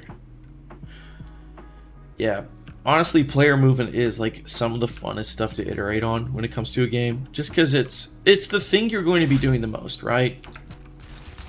That's awesome, dude. That's hats off to you. Multiple hats off to you. I wish I had multiple hats, but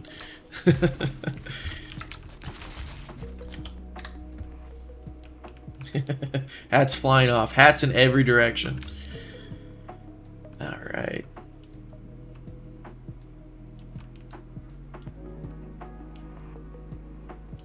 Let's see. I think I'll just close this off for now, because This isn't going to go anywhere.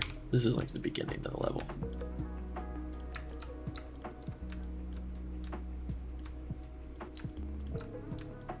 So what do you use to design your characters? Oh, the bridge? Yeah, this bridge is super cool. So it's actually it's like a blueprint that we built out using the spline tool, so you can actually, like, you know, do some really, really cool stuff with it.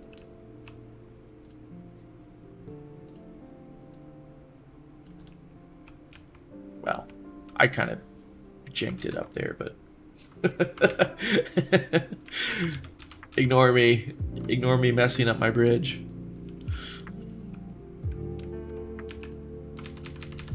Let me undo this real quick. There we go. That's looking better. Make them small first using pixel art.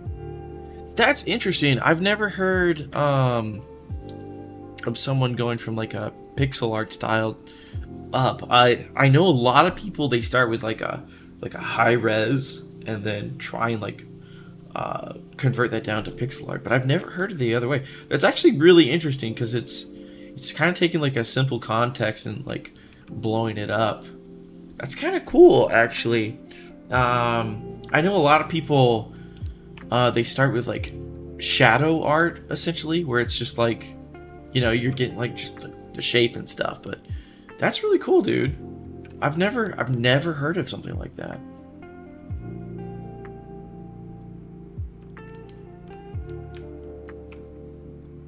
Yeah, man. I mean, everyone has their like way of doing things. Like there's no like cookie cutter answer for development.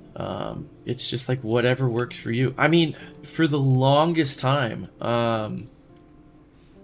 what I was doing and I still do this to an extent, is you know, for making like mountains and stuff, I use the dynamic topology tool in Blender, and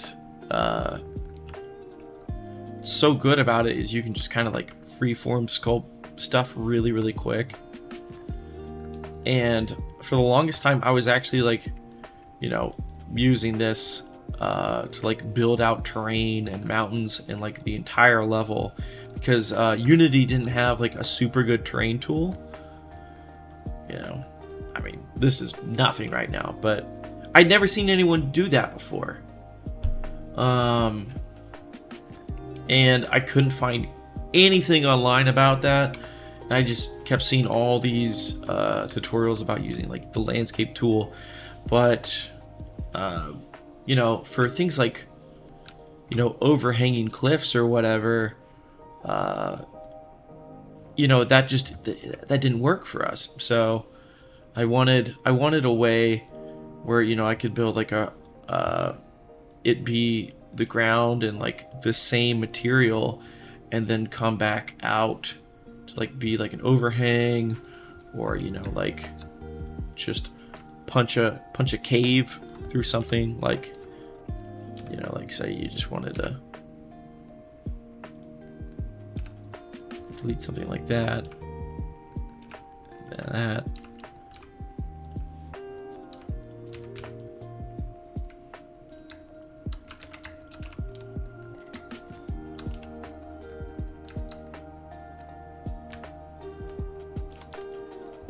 Then all of a sudden, you know, you got, oh, this is a really bad example because I'm kind of rushing it. You've got like a cave system that's a singular mesh instead of like a bunch of things smashed together. It's like a weird way of doing it, and I've never seen anyone do anything like this before, right? But that was like a way we had to do it in Unity. Thankfully, Unreal's terrain sculpting system is a little bit better. And you can actually punch holes into the geometry and have a separate terrain system, which there was no way to do that in the old version of Unity. I think you can do it now, but we've already made the jump, so hey, whatever. But yeah, that's a prime example of like something I'd never seen anyone do, no one talked about, and it worked. It worked great, you know. Most of Denizen was designed that way.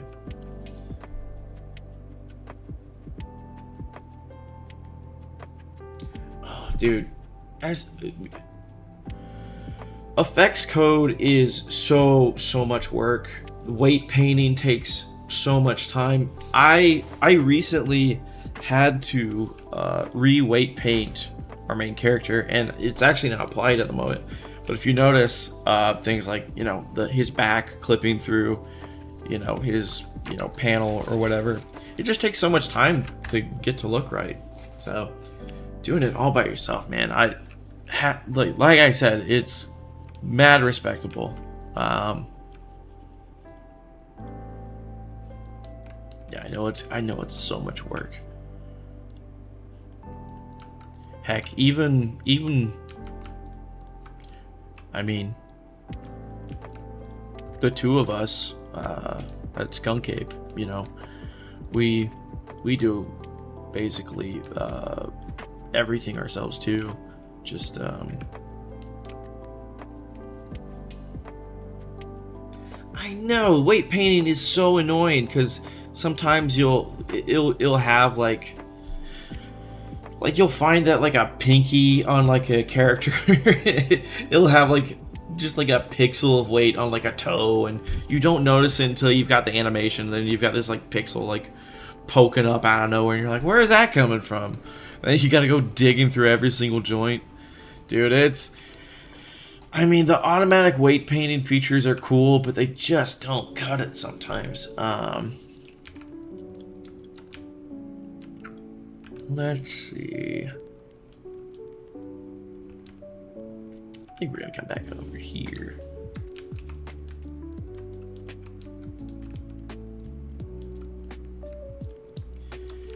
Yeah, like I said, the automatic weight paint can be really good, but the more complex your mesh is, the less good it gets at like figuring out what it wants.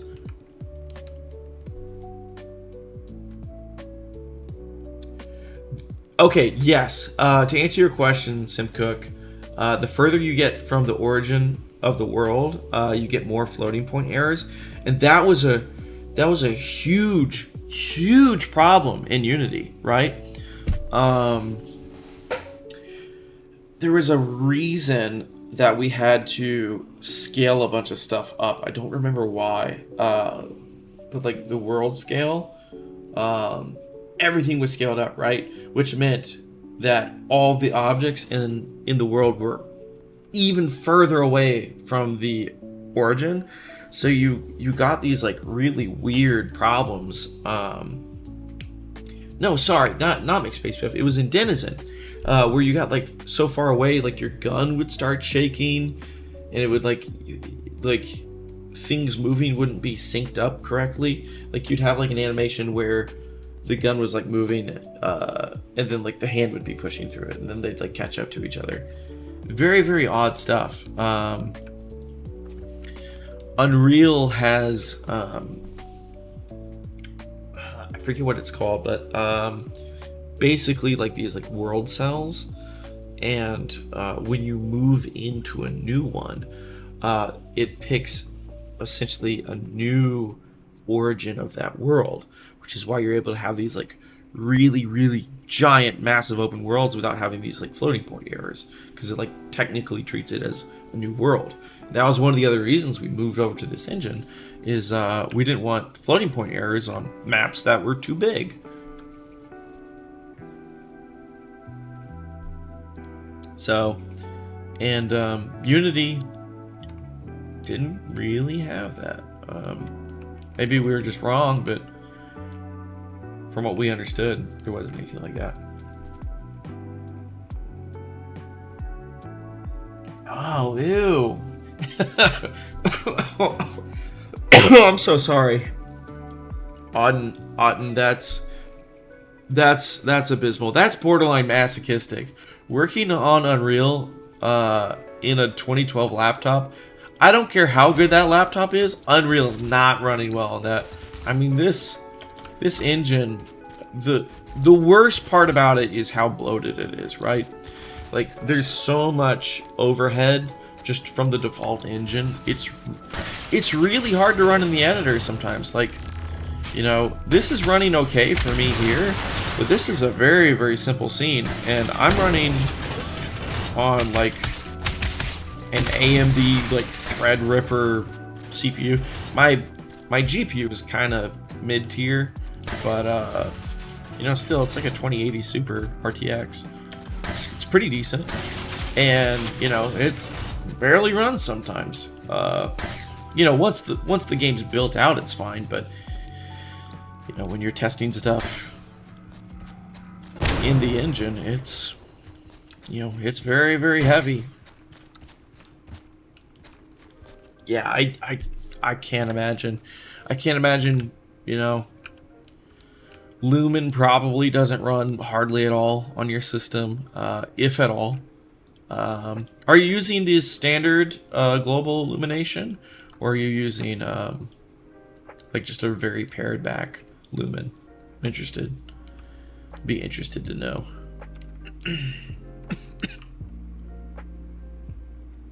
Is the you turn off Lumen? Yeah, I don't blame you. I'm running the very lowest version of Lumen, and even I can barely run that. That said, like, the game looks crazy good when you have all that real-time ray tracing and stuff, but you know, that doesn't matter if I can't build the game.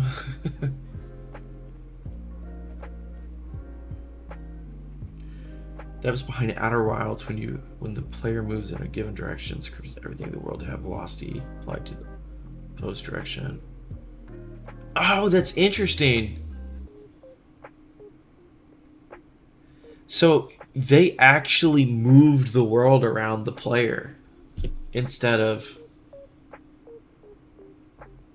moving the player through the world. That's so funny to me. Because as a kid, I don't know why, but this like makes me think of like when I was at a kid, like real young, like 4 or 5. I always thought when I was on the road driving that it was like the world was moving around the car, right? Like not the car moving through the world. I don't know why I thought that, but that's funny that the Outer Wilds devs essentially took that terrible, stupid understanding I have of the world as a child and made that like a core mechanic to keep floating point values from like messing their game up. But yeah, that's kind of my point, is like that's an insane thing to have to do to like make your game work.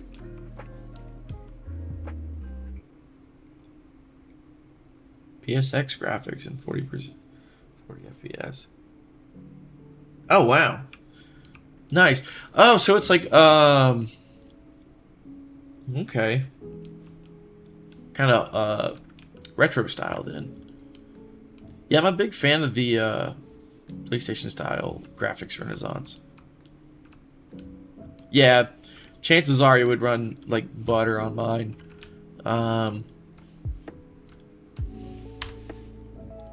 And funny enough, like my computer isn't like super great, to be honest. It's kind of like average by modern standards, which I thought about upgrading, but then I figure, you know, if I keep my graphics card kind of in the middle of like high tier, I'm going to probably optimize it better as I work, because I'm going to want to be able to test it while I work. So it kind of keeps me honest a little bit.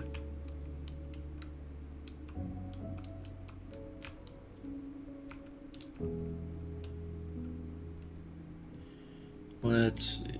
I don't want you seeing the floor. Let me further down.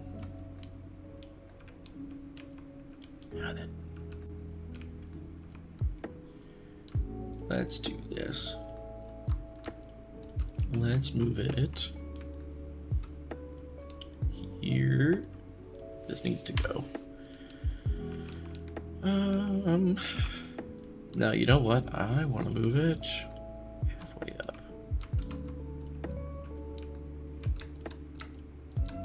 Goodness gracious. I feel my voice just decaying the longer I talk. It's awful.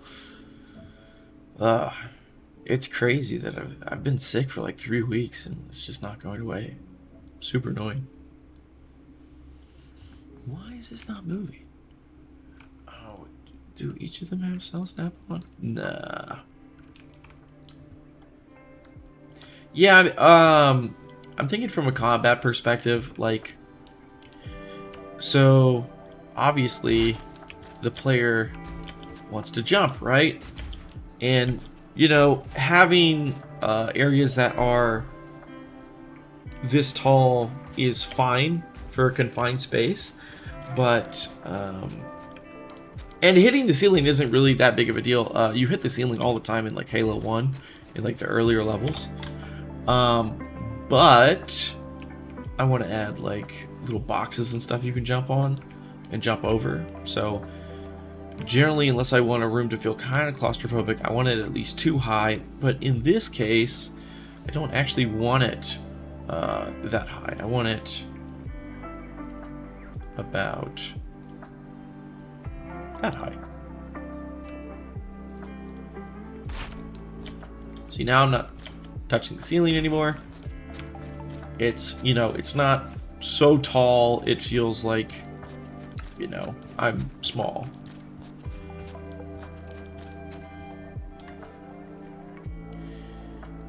Hey man, making maps is difficult. I mean, it's, for one, it's so iterative and you don't know if it's good or not until you like thoroughly test it, right?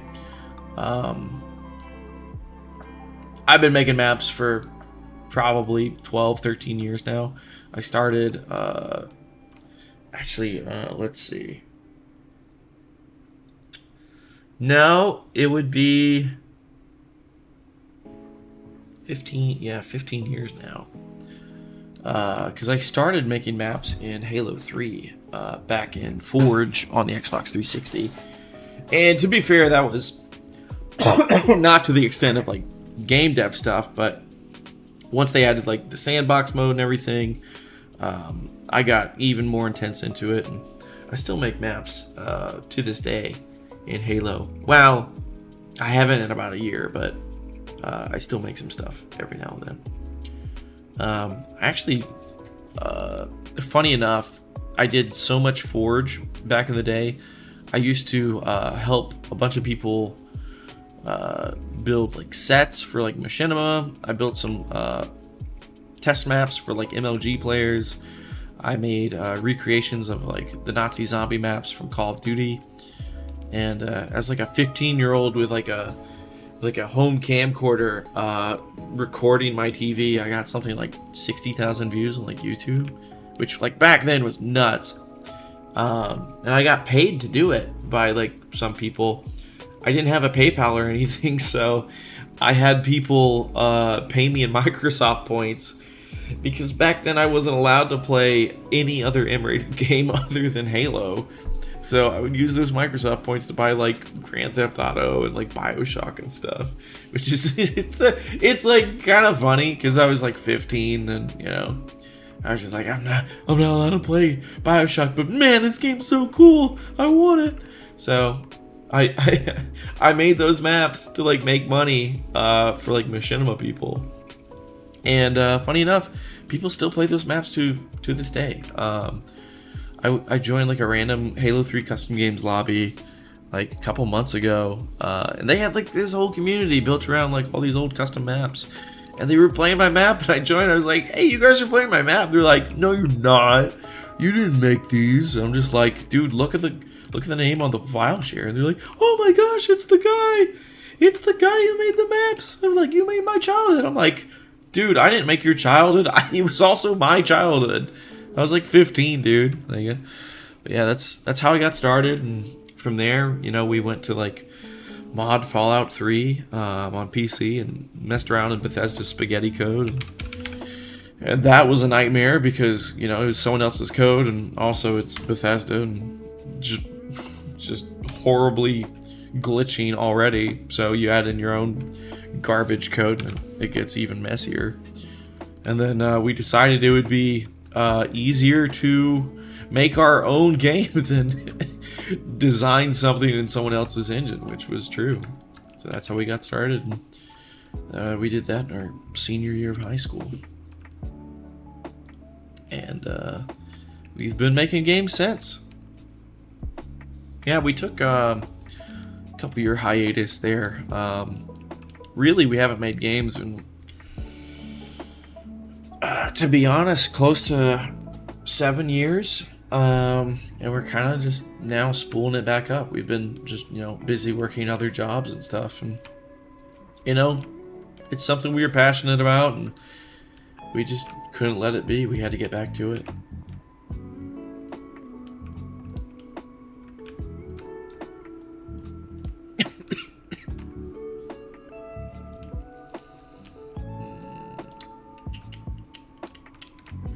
Yeah, dude, I'm so happy to be back at it. I mean, it's rough finding the time and the energy. When you work, 10, 11-hour days at work, and then, you work on the games in the evening. Generally speaking, I work from 8 to about 6, sometimes 7, and then from 7 to 2 in the morning every day. I work on game stuff now. It's the only way I can kind of get enough time. Yeah. So, generally, I like the idea of funneling players like in and out. You don't want a space being too consistent, because either they'll start to get overwhelmed, or they'll start to feel like there's no direction, right? You want these like highs and lows, so you don't keep like the player on edge all the time, and you also don't want them getting too bored. So there's like a nice ebb and flow when it comes to like environment design. Like this even right here is almost too tight for too long, right? But there's enough options to like move around where it's not overly claustrophobic. But yeah, it is. They make Matt for an insanely fast character, both on the ground and in the air. That's a good question. It depends on the types of mechanics that that particular character controller has. Like if there's wall running or grappling, generally speaking, I would probably do a lot of like floating aisle styles of environment, or kind of big chasm areas. So essentially, what you do is you take the concept of like a level like this, for instance, and you kind of scale it up, right? Half-Life 1 is a very good example. That character might not be fast enough. My recommendation for a modern example, one of the best modern campaigns of our time that has potential for very, very fast player movement is Titanfall 2. And not only does that game... Yeah, drop a link and I'll check it out later. I'm always interested to see what people are working on, dude.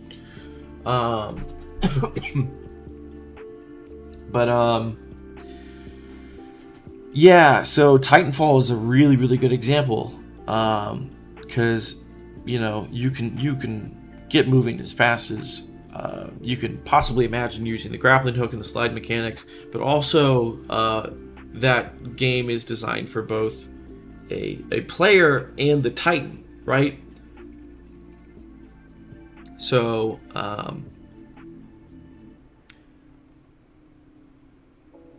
yeah, it's hard to say without seeing exactly how fast And let me actually check this out here real quick. Oh, dude, this is sick. Very flashy. Okay, yeah, so like a lot of dashing, a lot of wall running, gliding, that kind of thing. Wall jumps. Very, very quick. Okay. This is cool, dude. This is really good.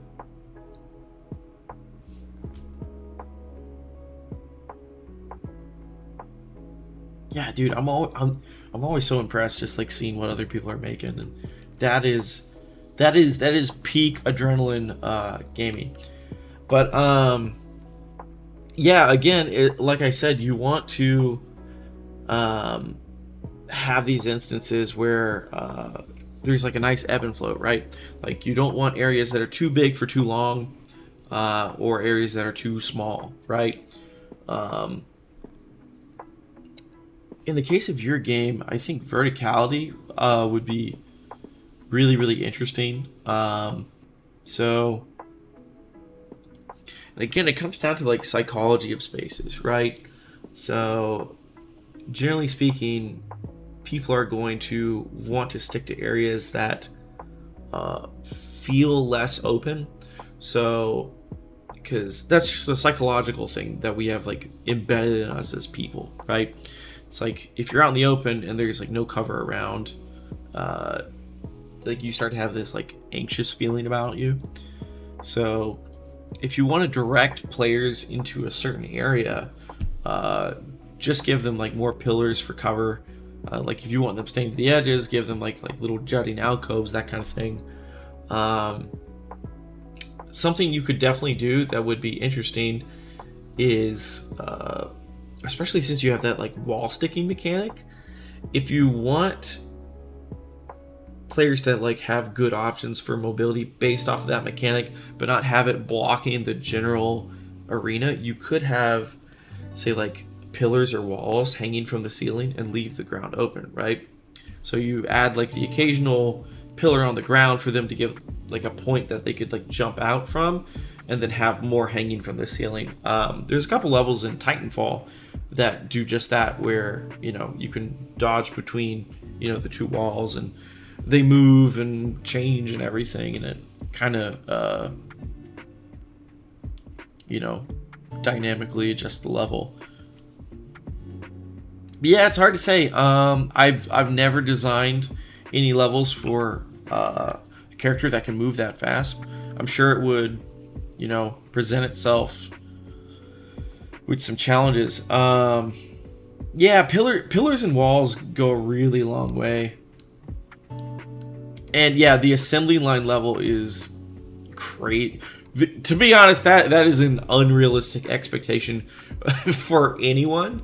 But things like floating platforms that the player has to like specifically jump to is always really, really interesting. Because a big part of your game is the movement. And with a core being the actual like feel and movement of the character itself, I think you make the level the enemy, right? Like the level is just as much the challenge as the enemies are.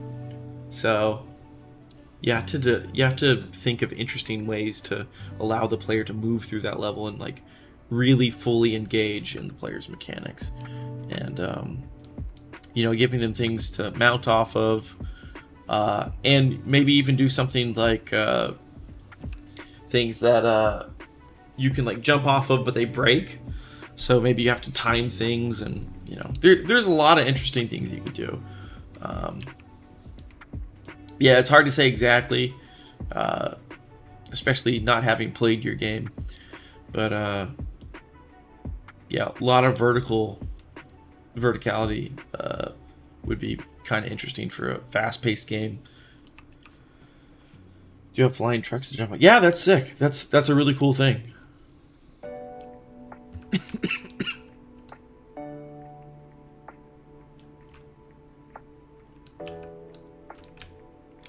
Let's see. Excuse me. Yeah, I'm a big fan of the art style. I love how flashy it is. Might want to give like a epileptic warning or something for it, but yeah, dude, very, very flashy, like anime Devil May Cry feels. I dig it. Especially for solo dev, dude. That's awesome. Let's see.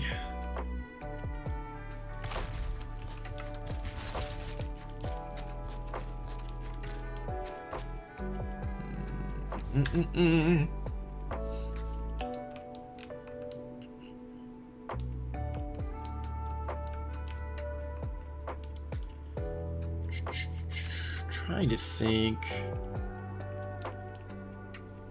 where I want this to kind of reconnect at. So I wanted to kind of push over this way, which is going to eventually wrap back around this way.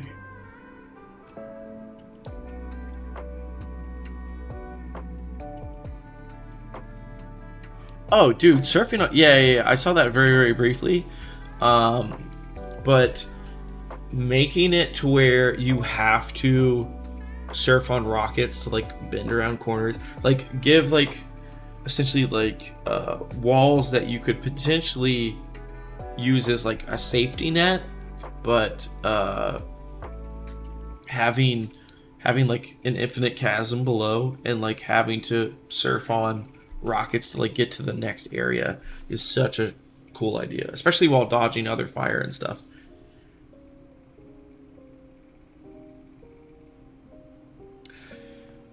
Yeah, if the insane movement is too much, something you could potentially do is maybe pare back that movement in some cases, right? Like one cool thing about like movement shooters and everything is you're not always going the top speed, right? Like there should be some way to like build up to that, and it should be a reward for like playing it perfectly. So there should be things that should potentially slow the character down and kind of drop them back down to a lower base. We even have that a little bit with McSpacebiff, right? Like, it's not shown to the full degree here, but the sprint isn't all the way out at the beginning.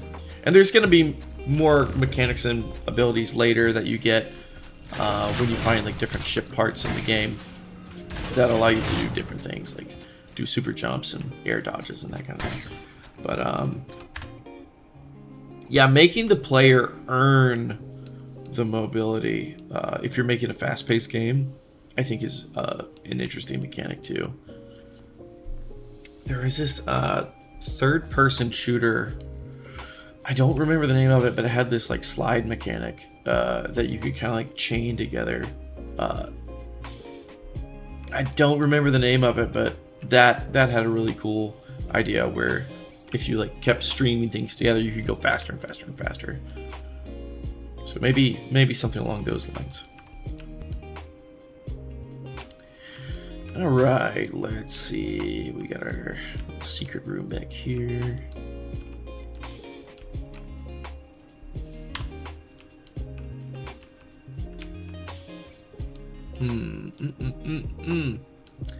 I don't think I want this connecting. We're gonna close that off.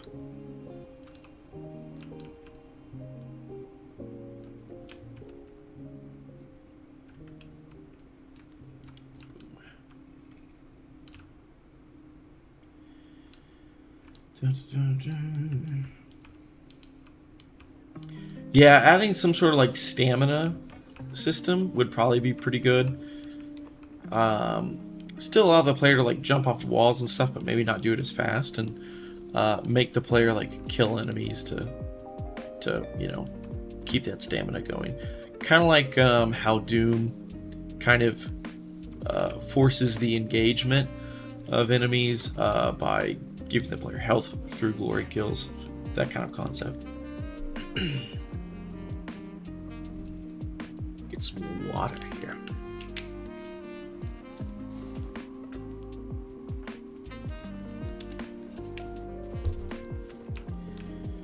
All right.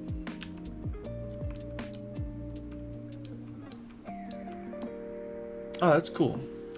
Yeah. Allowing the character to gain some stamina based off of like actions they have to perform is a really good idea.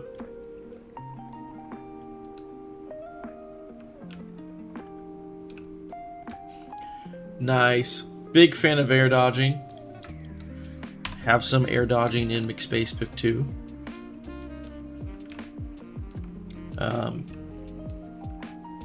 Yeah, I'm not showing off any of the mechanics right now, but hold on, let me kill this guy real quick. Excuse me. But McSpacebiff has excuse me, rude, has a air dodge. Doesn't have like an animation or anything right now, but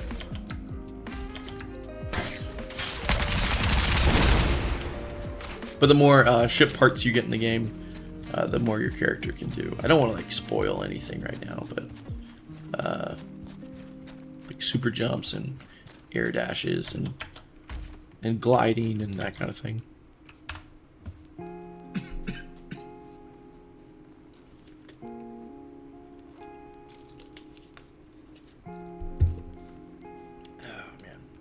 All right, let's see. I know we were talking about adding vents for drones and stuff earlier.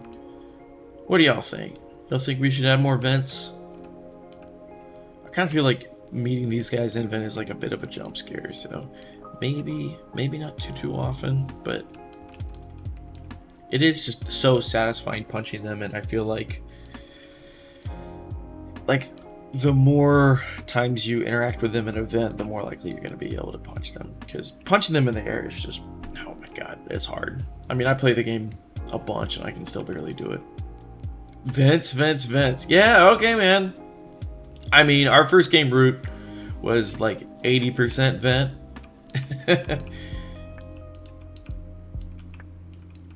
Yeah. Let's see.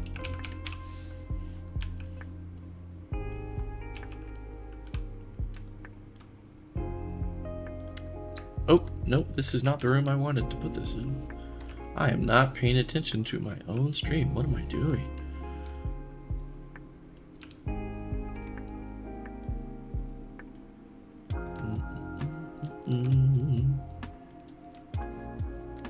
Let's take this off a little snap.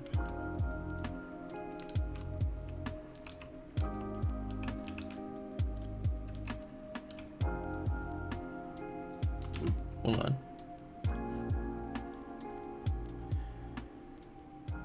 Oh, that's right. We have everything on that origin. Oops. I'm not paying attention. Well, these don't need to be snappy.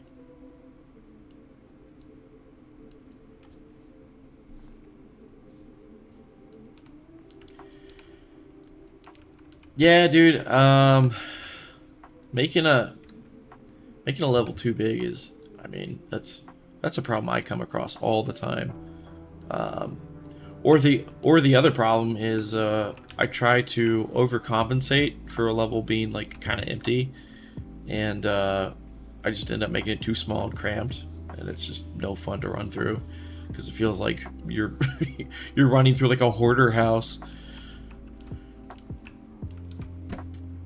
Can you jump up to these?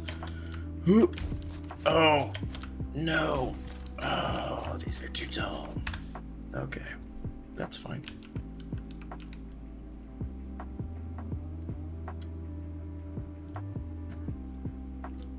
This one I want. Yeah, there we go. Boom. Yeah, these like old reel-to-reels, they're very like Kubrickian, I guess. Like a lot of them are inspired by 2001: A Space Odyssey and that just like generation of computer. They're not 100% done, but man, I'm digging them.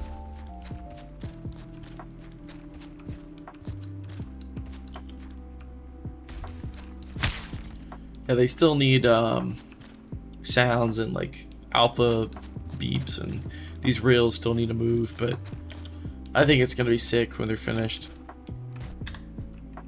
I mean, already a great start, I think. And yeah, like this where there's just like random pipes like hanging off right now that obviously won't be there in the final thing. But they are kind of perfect for platforming.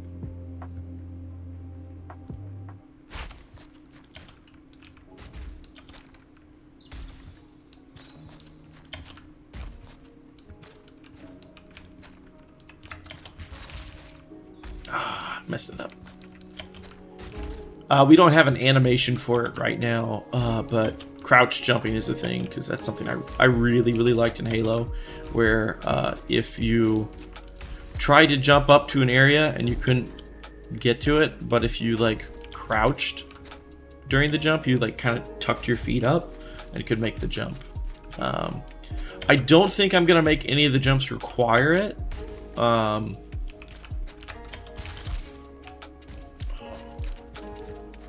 See if I can. Whoops. Get distracted playing my own game. Oh, I made it. Woo!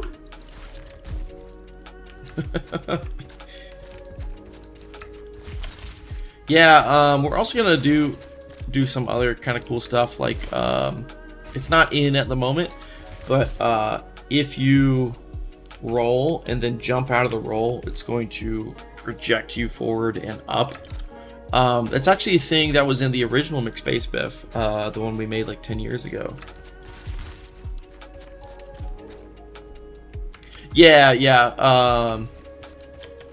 We thought about adding the, just like current crouch animation for the jump, but we figured, no one's playing it at the moment, and it's just us testing it, so we'll leave it be.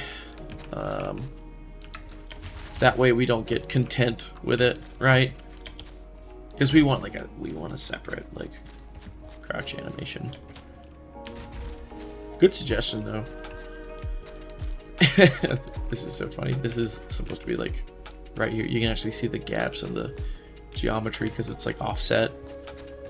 Because when we were like texturing it, we like offset it. Anyway, I need to stop goofing around. Having too much fun just like moving in the game. I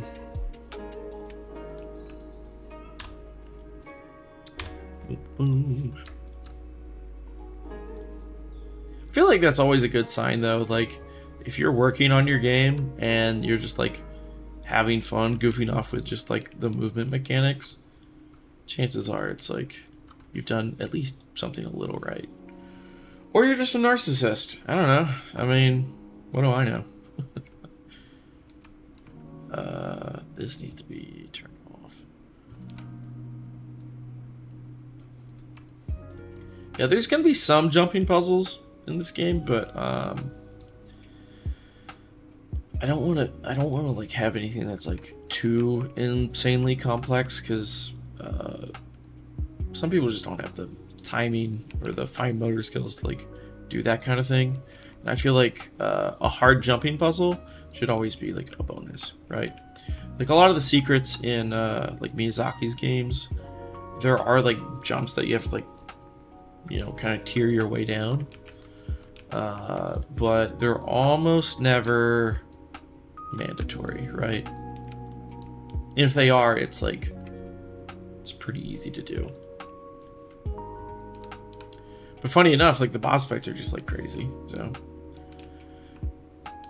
it's like you'll be,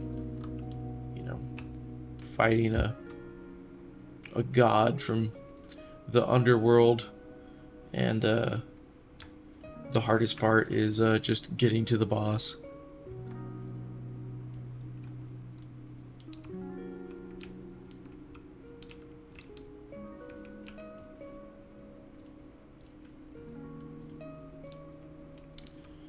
Let's see.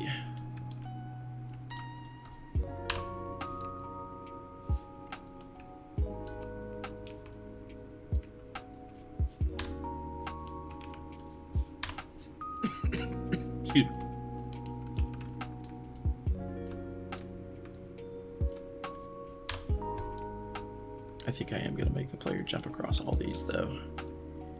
Just because I'm mean like that. Uh-oh. That was weird.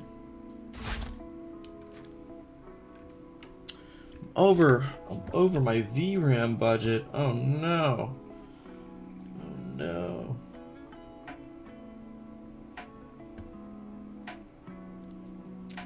Let's see, I've got a command written down here somewhere. Streaming pool size. Give me that VRAM. Give me that RAM.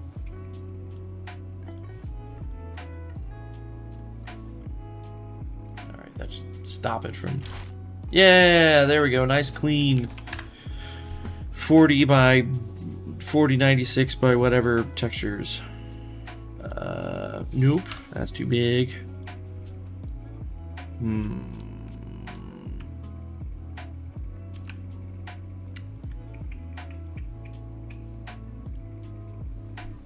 My VRAM landlord has come to collect. Yeah, he upped the amount of VRAM I have to pay in order to play my game, you know.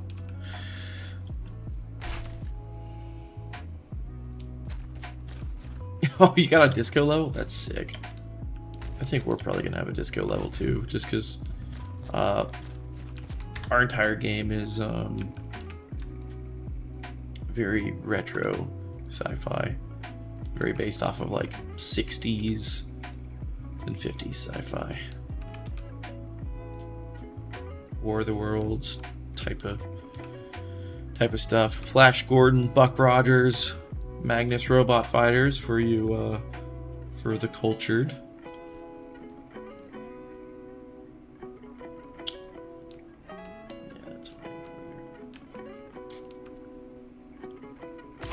I'm thinking this is gonna be a shortcut. Oh no! I'm so bad. I'm so bad at my own game. Please! Alright, you know what? I'm doing this in first person because I have the dexterity of a lemming. Ooh! Alright.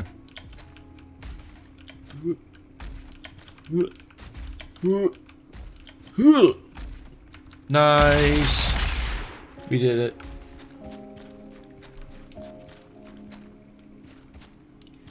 If I make a level with a disco floor, let you know how to make a disco floor or something. I'm trying to optimize. Yeah, with like the flashing lights and everything. What you probably could do is maybe make the material like entirely shader based and just have them offset. I don't know. There's a couple ways you could do it. Yeah, I'm thinking there's gonna be like a secret up here. Just some text saying secret found. I think people would probably be a little upset if it was just text, but maybe. I mean, we already have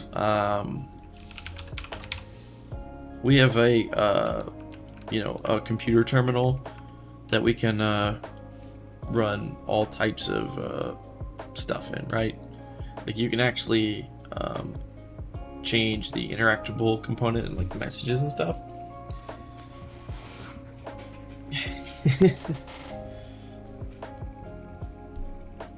Yeah, you think I'm making a Mario game here? I kind of am making a Mario game. I am also kind of making like a collectathon game. I mean, not really, but one of the big components of McSpacebiff is finding all the parts of your crashed ship, and those are kind of spread throughout the world. And you know, when you find different parts of your ship, you get, you know, different powers and abilities based off of those parts. So like if you find part of like, I don't know, the heat shield, you can now survive in hotter areas like lava areas. There's a couple zones we haven't shown yet. Or, you know, the radiation shield that allows you to, like, you know, take more radiation damage and move through the irradiated zones without taking as much damage as fast. So, kind of a collectathon, but not really.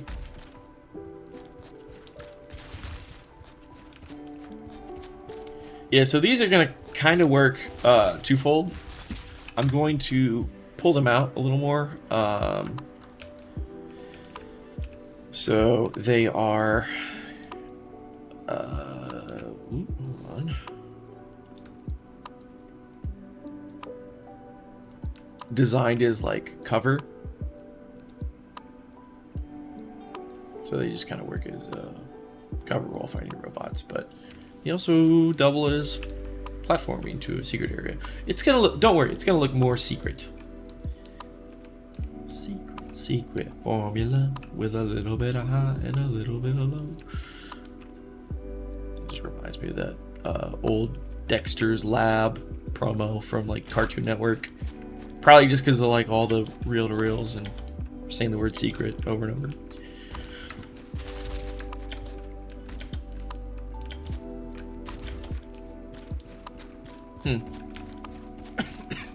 I could probably space them out to make it easier to jump to, but then it's not as fun, you know?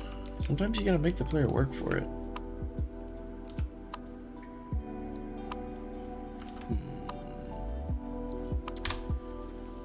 Yeah, I'll just do this. I like them being offset.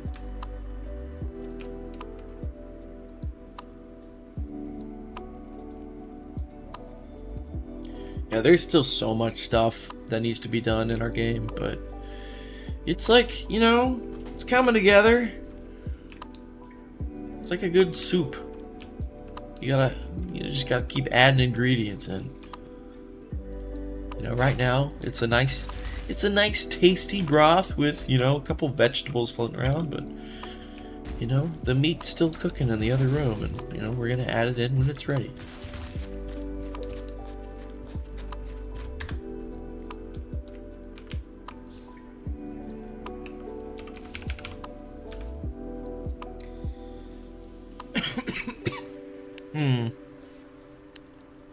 Let's do half wall.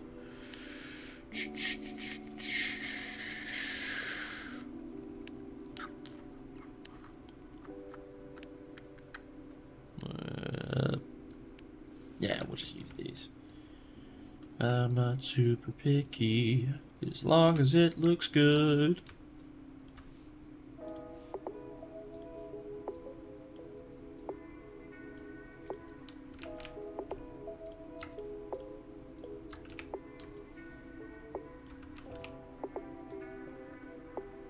Did I not grab all of them? Oh, ew. We need to fix that.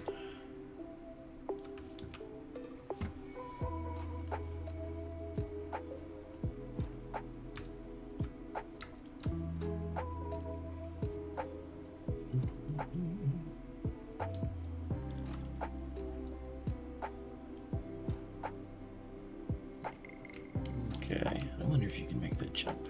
Let me see. I don't know why I'm doing all these.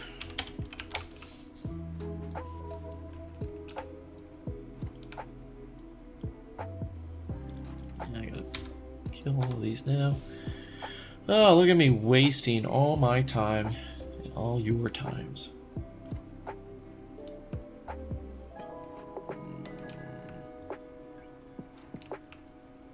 I think just a little area right here is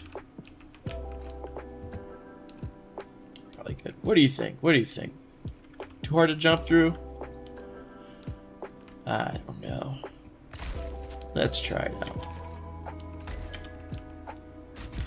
Oh my gosh. I need to make that easier.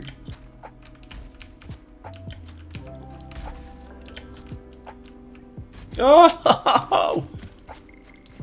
It is for a secret, you know. I feel like secrets should be kind of hard to get to. Here we're gonna crouch jump through it. 1, 2, 3. Yeah! Nice. Do a little jig. Do a little jig. Do a little jig. Dance, dance, dance. Pose, pose, pose. Yeah, I think that's good. Little skill jump, little skill wall never hurt anybody. You're right.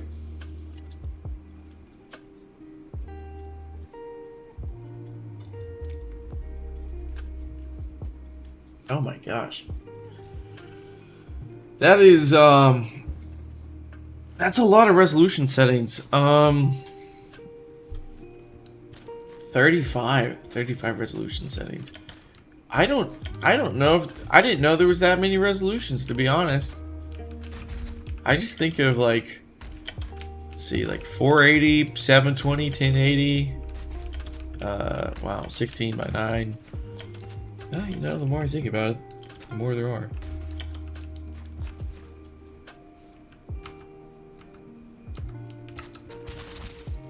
That's a lot of work, man.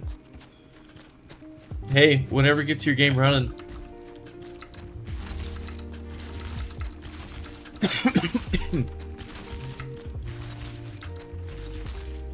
Alright. Let's close this room up. I did not mean to tilt the camera like that. Oops.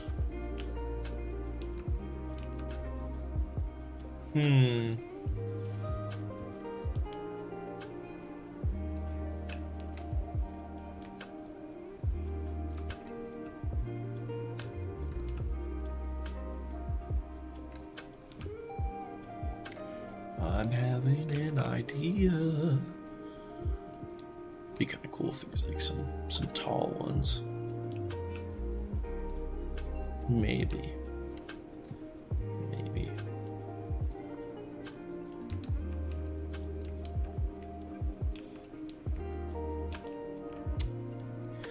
I don't know. I think maybe we just make a whole asset for a tall one. It does kind of look fine, though. I don't know. What are your thoughts?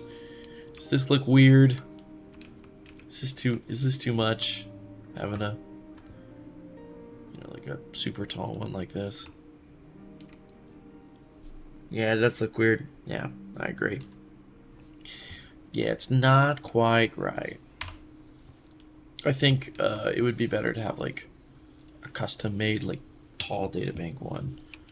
Because I do want one that would kind of work as like a pillar in a room. So I probably want it like more square. Need to like mock something up. Some of them feel like they could stack on each other.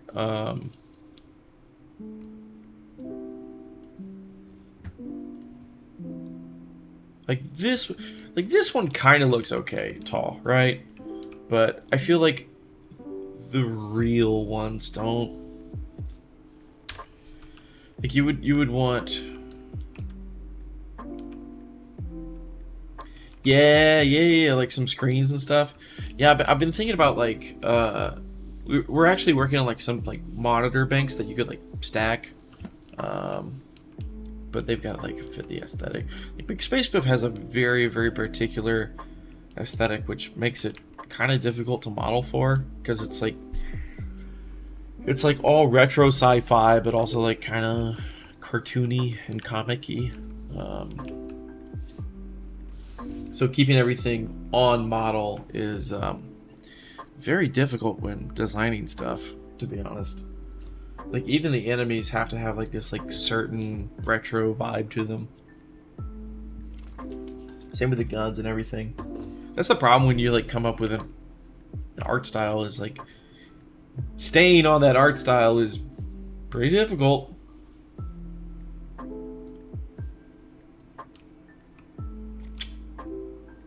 Oh, anyway.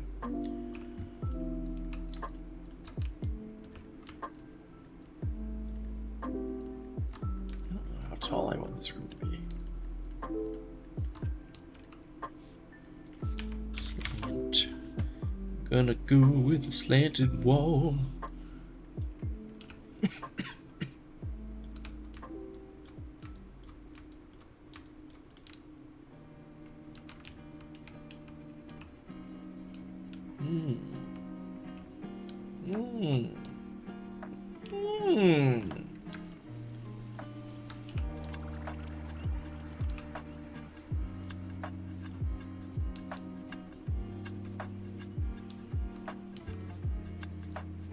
Yeah, studying how similar games handle, you know, types of environments and props and what all goes into it is a really good way of getting an idea of like what you should put in yours. Because it's super easy to like hit a block and just go, well, I don't know what fits my game, right? And you know, they say imitation is the highest form of flattery. So if you kind of, you know, springboard off of a concept of a game that's similar to yours, I don't think that's a terrible idea, as long as, you know, you're adding your own flavoring to it.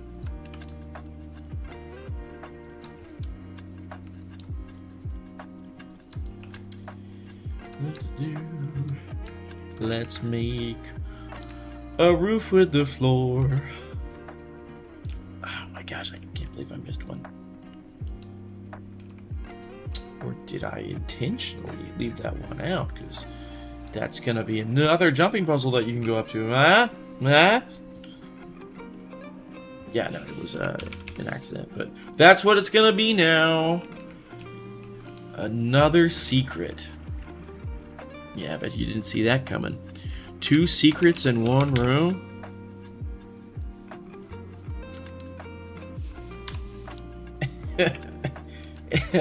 Yeah, you're on to me already. You're so quick. Yeah, it's gonna be a hatch.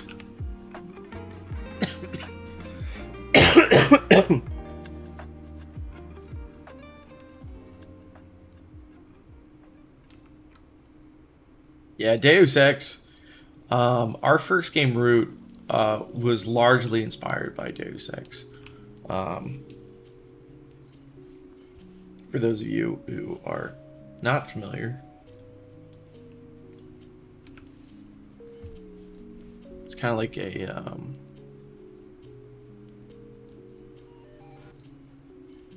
know,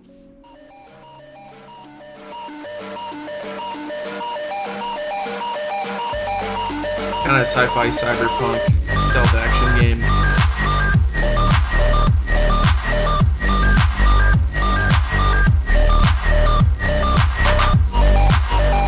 A lot of the levels and designs and everything are heavily inspired by old games like Deus Ex and Half-Life, and a little bit Prey. Actually, no, this came out before Prey. Ignore me.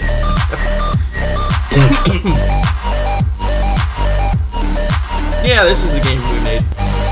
This was almost 10 years ago. This was made in Unity. Oh, my bad. Well, yes, that was a game we made. We made that about 10 years ago. It's on Steam. But yeah, inspired by things like Metal Gear Solid and, you know, Dark Souls, Dark Messiah, with like all the kicking and everything. Yeah, good catch on the Dark Messiah. Not a lot of people know about that game. Super underrated sandbox game. Funny enough, this is a recreation of The Office from The Office. This is Michael's office. That's like his mug. The first level of the game, the entire like I don't know if you can tell from this screenshot too. That's Michael's office. That's Jim's desk.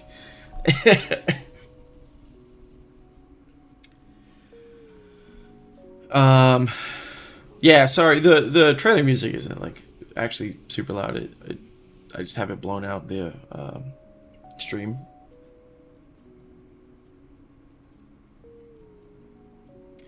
I would okay. So I don't get any money from this. None of us do because a whole thing. So get it while it's on sale. It goes on sale for like $1 pretty often. And yeah, wait until you have a working PC. This runs on pretty low end systems. You could probably play this on, a laptop from 2012. To be honest. In fact, it runs on like crappy MacBooks from like 2012, pretty okay. But yeah, don't be in a rush to get this because. So this pistol is actually based off of a real life pistol. Same thing with the shotgun. It's just a cybernized version. And the little Billy Club is actually kind of a reference to the Billy Club from Thief. But yeah, this is a little game we made a little while ago. We also made. Oop.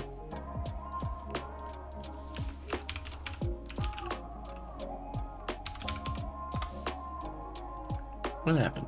Skunk Dev. There it is. I don't know my own website. Yeah, we made this game Denizen a little while ago. Whoop.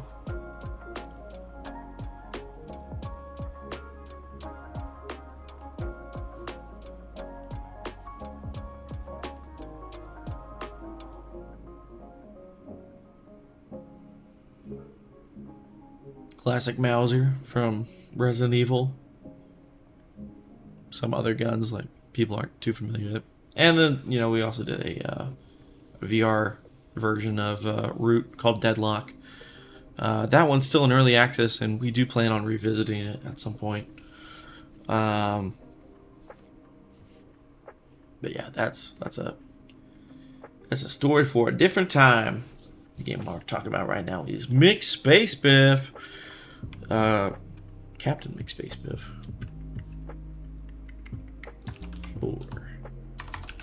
Roof. Yes, that's what I want. I think. Don't even. Sim Cook, Space Captain McBiff. I know you think that's the funniest thing ever, but it's not nice to punch down on other people's ideas. So, context-wise, we introduced our game, Captain McSpacebiff, to some people, and some people said the name was bad and suggested, instead of Captain McSpacebiff, Space Captain McBiff, which is worse by a lot, in my opinion. And to be honest, even if it was better, I mean, we've got such a soft spot for the name Captain McSpacebiff that we just can't abandon it at this point. Not unless like something way better came to mind.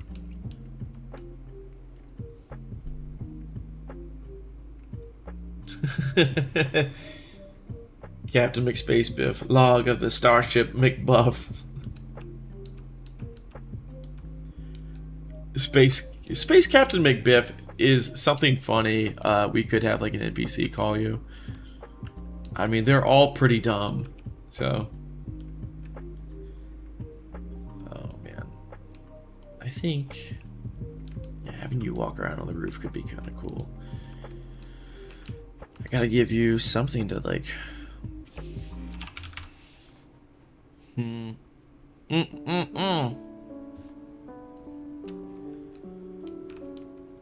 gotta give you like something to like walk up on though.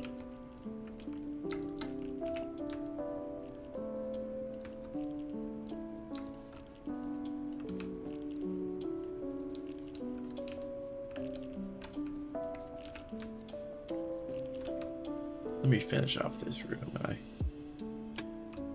Yeah. I've been thinking about like having those like almost like, you know, those like hanging bits in like Dishonored. Like there's a lot of lights you can like walk on and stuff.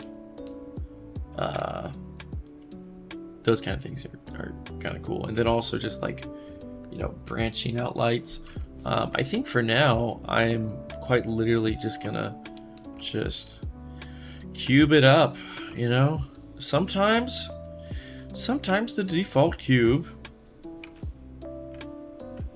it works, man. I mean, I don't know what to say.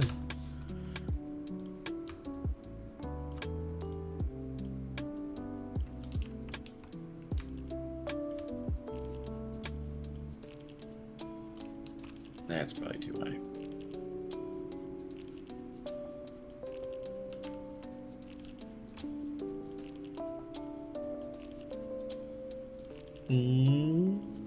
Yes, no. Perhaps. Yeah, now that's. We'll make it easy. We'll do like a 1, 2, 3. 'Cause I am bad at these types of puzzles, and I would like to be able to play my own game. Oh, oh goodness. Yep. Yeah, I tell you what. Boy, I tell you what. Let's see.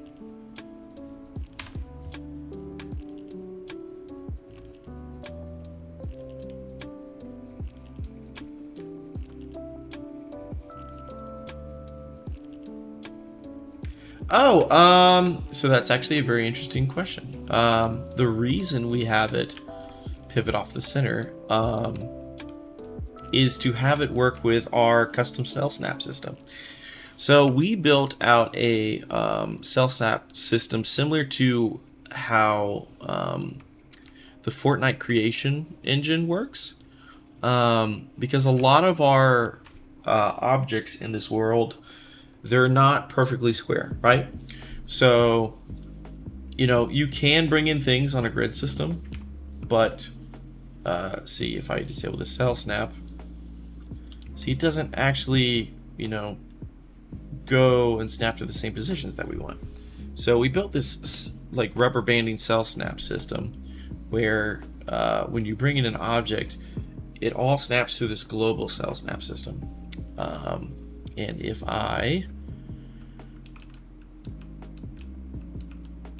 it has a default grid snap system, but it doesn't have this rubber band cell snap.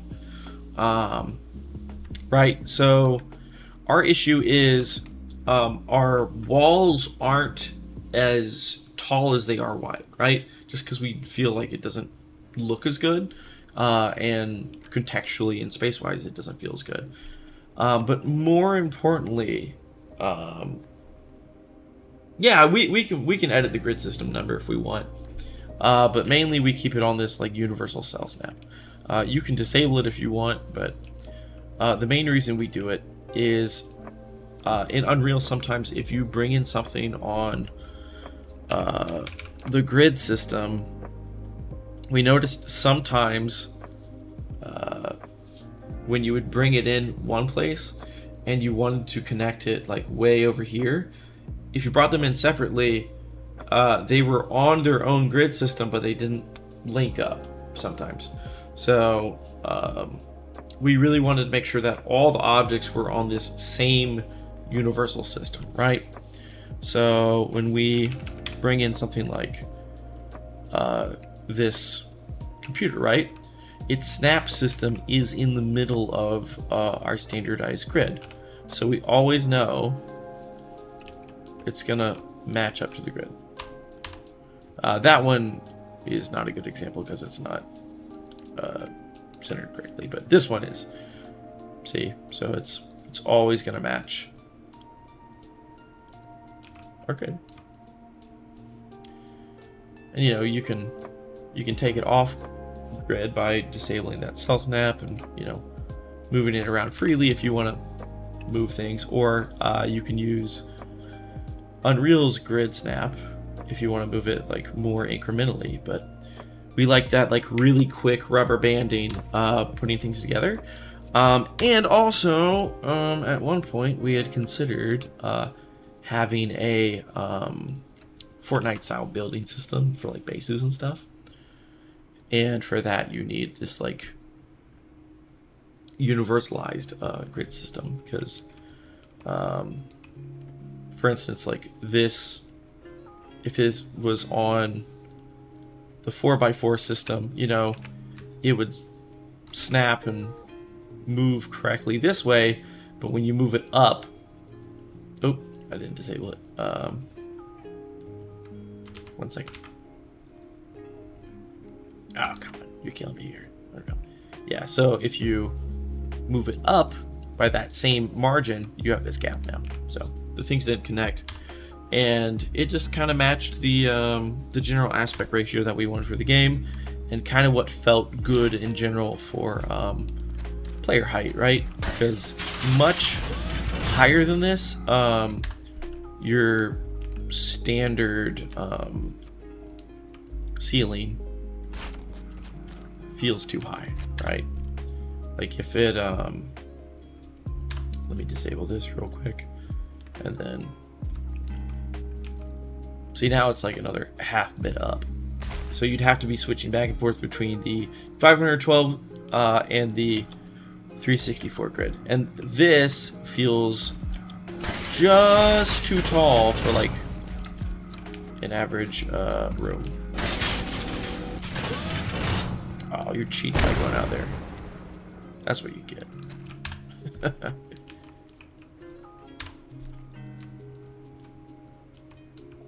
Yeah, I did a little video a little while back on Snap system and why we did it, why it's just generally made our level design go way faster.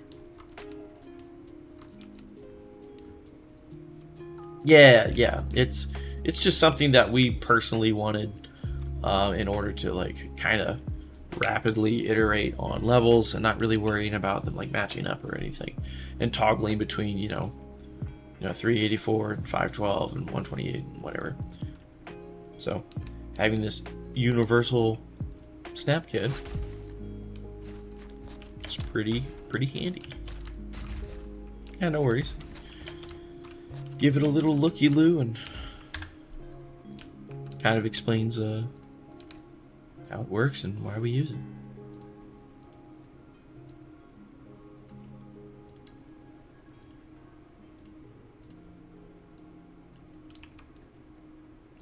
You know what? I'm gonna... Nice. Yeah, feel free to check it out anytime. It basically just goes more in depth of why we did it and what was our thinking behind it. I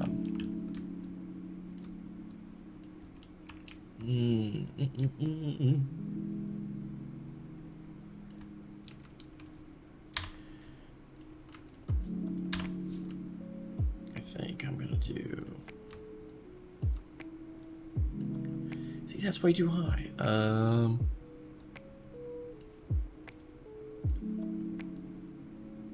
There we go.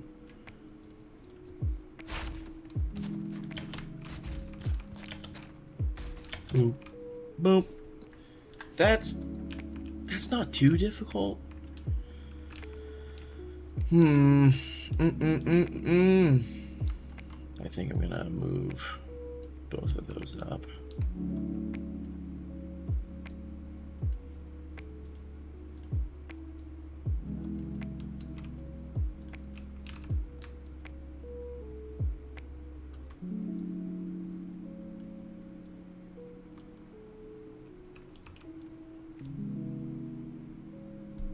Yeah, it's always good to like keep a library of just like different ideas and things for games.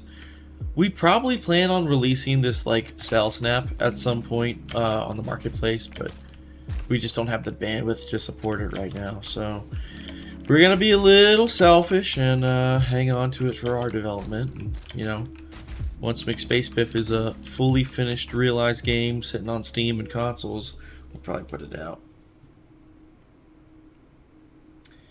That's a very good idea. I actually really like that, Sim Cook. I don't know where you got that idea from. I don't know if you actually did like get that idea on your own, or you're just like making a reference to Root, because there is a secret room in Root that you do have a filing cabinet jumping puzzle.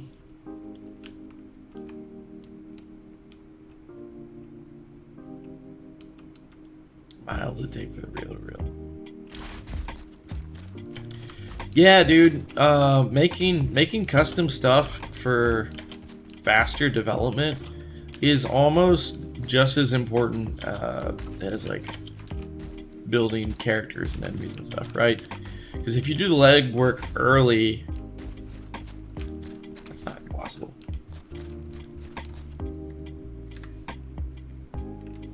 Oh, you didn't know about that? Oh, dude, there's a room that's like the cabinets are like like 50 feet up, and there's a whole jumping puzzle for it, and the room is filled with guns. Custom plugin for damage system? Nice, dude. Yeah, adding in custom stuff to Unreal to help with development is kind of the way to go from what we've found.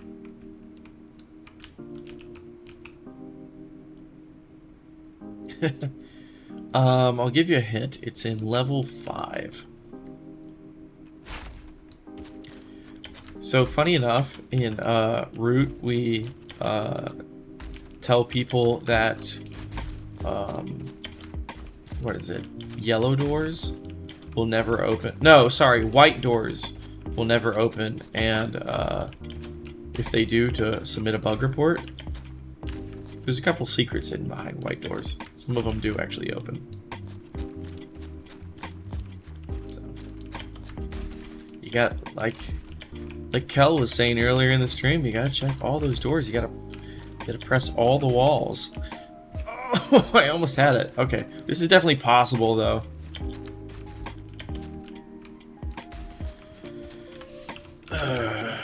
The revolver.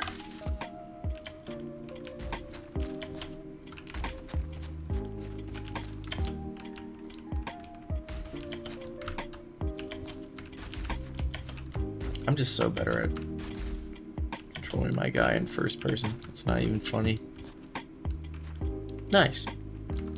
Woo! These could be something else later. And then what I'll do to make it seem more, you know, environmenty, do something like this to make it less obvious that it's a jumping puzzle, right? As long as they don't like get in the way. So what you would do is, if these were cabinets, like you would, you know, just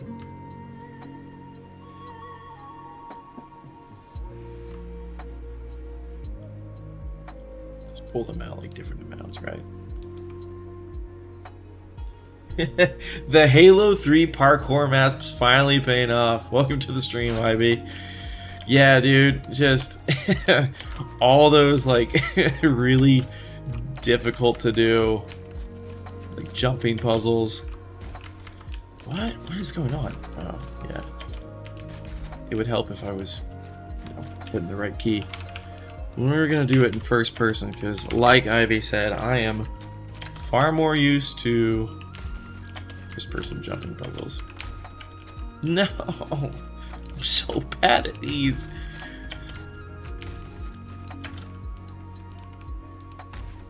Every single command console for it with my. Oh man, that's too much. No, come on. Yeah, baby, we made it. You, let's go. Yeah, I gotta hit the ghost jump. I forgot about ghost jumps, man.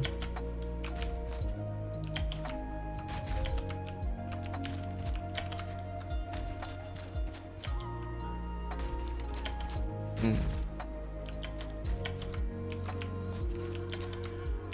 Ow. We'll do the super jump instead.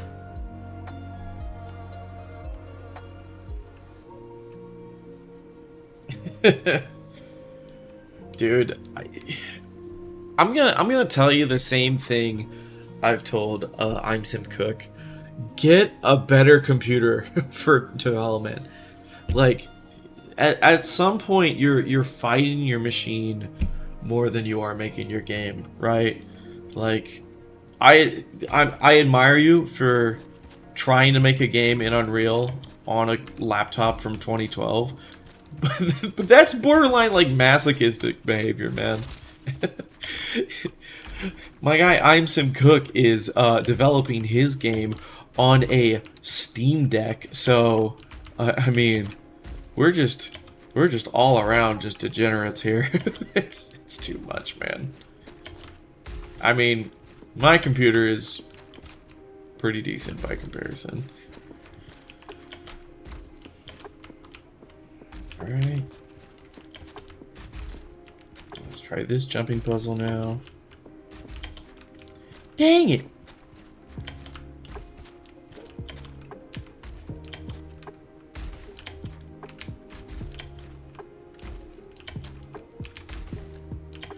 Crunch jump. Yeah! Woo!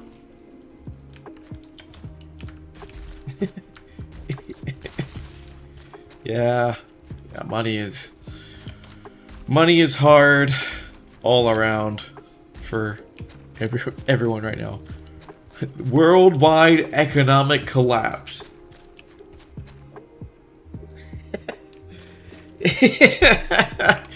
Yeah, like IB said, you gotta find a guy that is upgrading his PC for game dev and then scalp his old parts. For context, IB is a friend of mine, IRL, and I gave him my old 1070 when I finally upgraded to a 2080 Super because I was not able to test ray tracing in our games. I say I give it to him, but he paid for it. He was a good friend. He didn't try and like mooch. At least on that. Alright. I am thoroughly convinced these jumps are possible, so I'm gonna put a little secret here. At least on that. Yeah, you know, man. Don't forget how many like coffees and whatever I bought you over the years, man. I'm not making us think about it though. Love you to death, man. Good to have you on the stream. I might even like make this like something you'd have to destroy. That'd be kind of interesting. I don't know. But yeah, this is definitely like peak rat vent material up here. That said, it is 11:15 at night. I think it's about time to call it quits on the stream. I mean, I could go for a while, but my voice is in shambles right now, and I'm thinking currently I only have it scheduled on Tuesdays and Thursdays for doing level design streams, but Will and I, Lawless, are thinking about doing a joint stream maybe sometime soon. This has been a lot of fun, though. Yeah, just thanks everyone for showing up. I mean, it's cool to talk about just game development in general and just kind of shoot the shit. Yeah. IB was actually like one of our like early testers, and he's played some stuff that we haven't shown off yet, like things like vehicles and launching people with with paddles and just co-op stuff. It's, to be honest, honestly, even since you've last played, the game's gotten like a lot more fun and just tight. But yeah, dude, it's been great having you all. Anton, your game is sick. Keep it up, dude. Great to have you on the stream. Thanks for the follow. Yeah, we're gonna be doing this every Tuesday and Thursday, 8 to 11, and then Lawless is probably going to start streaming on Twitch sometime next week. It's gonna be under the same channel, so be sure to just like stay tuned, follow the Discord. You know, there's a bunch of stuff going on in there. Thanks for the follow, Ivy. Appreciate you. But yeah, check out the Discord. We're gonna start doing things like alpha testing, and you know, we post like updates and, you know, sneak peeks, and that collaboration I mentioned earlier with another dev. I'm not at liberty to talk about it right now, but there's something pretty cool coming the way, and I think it will be a pretty cool cross collaboration with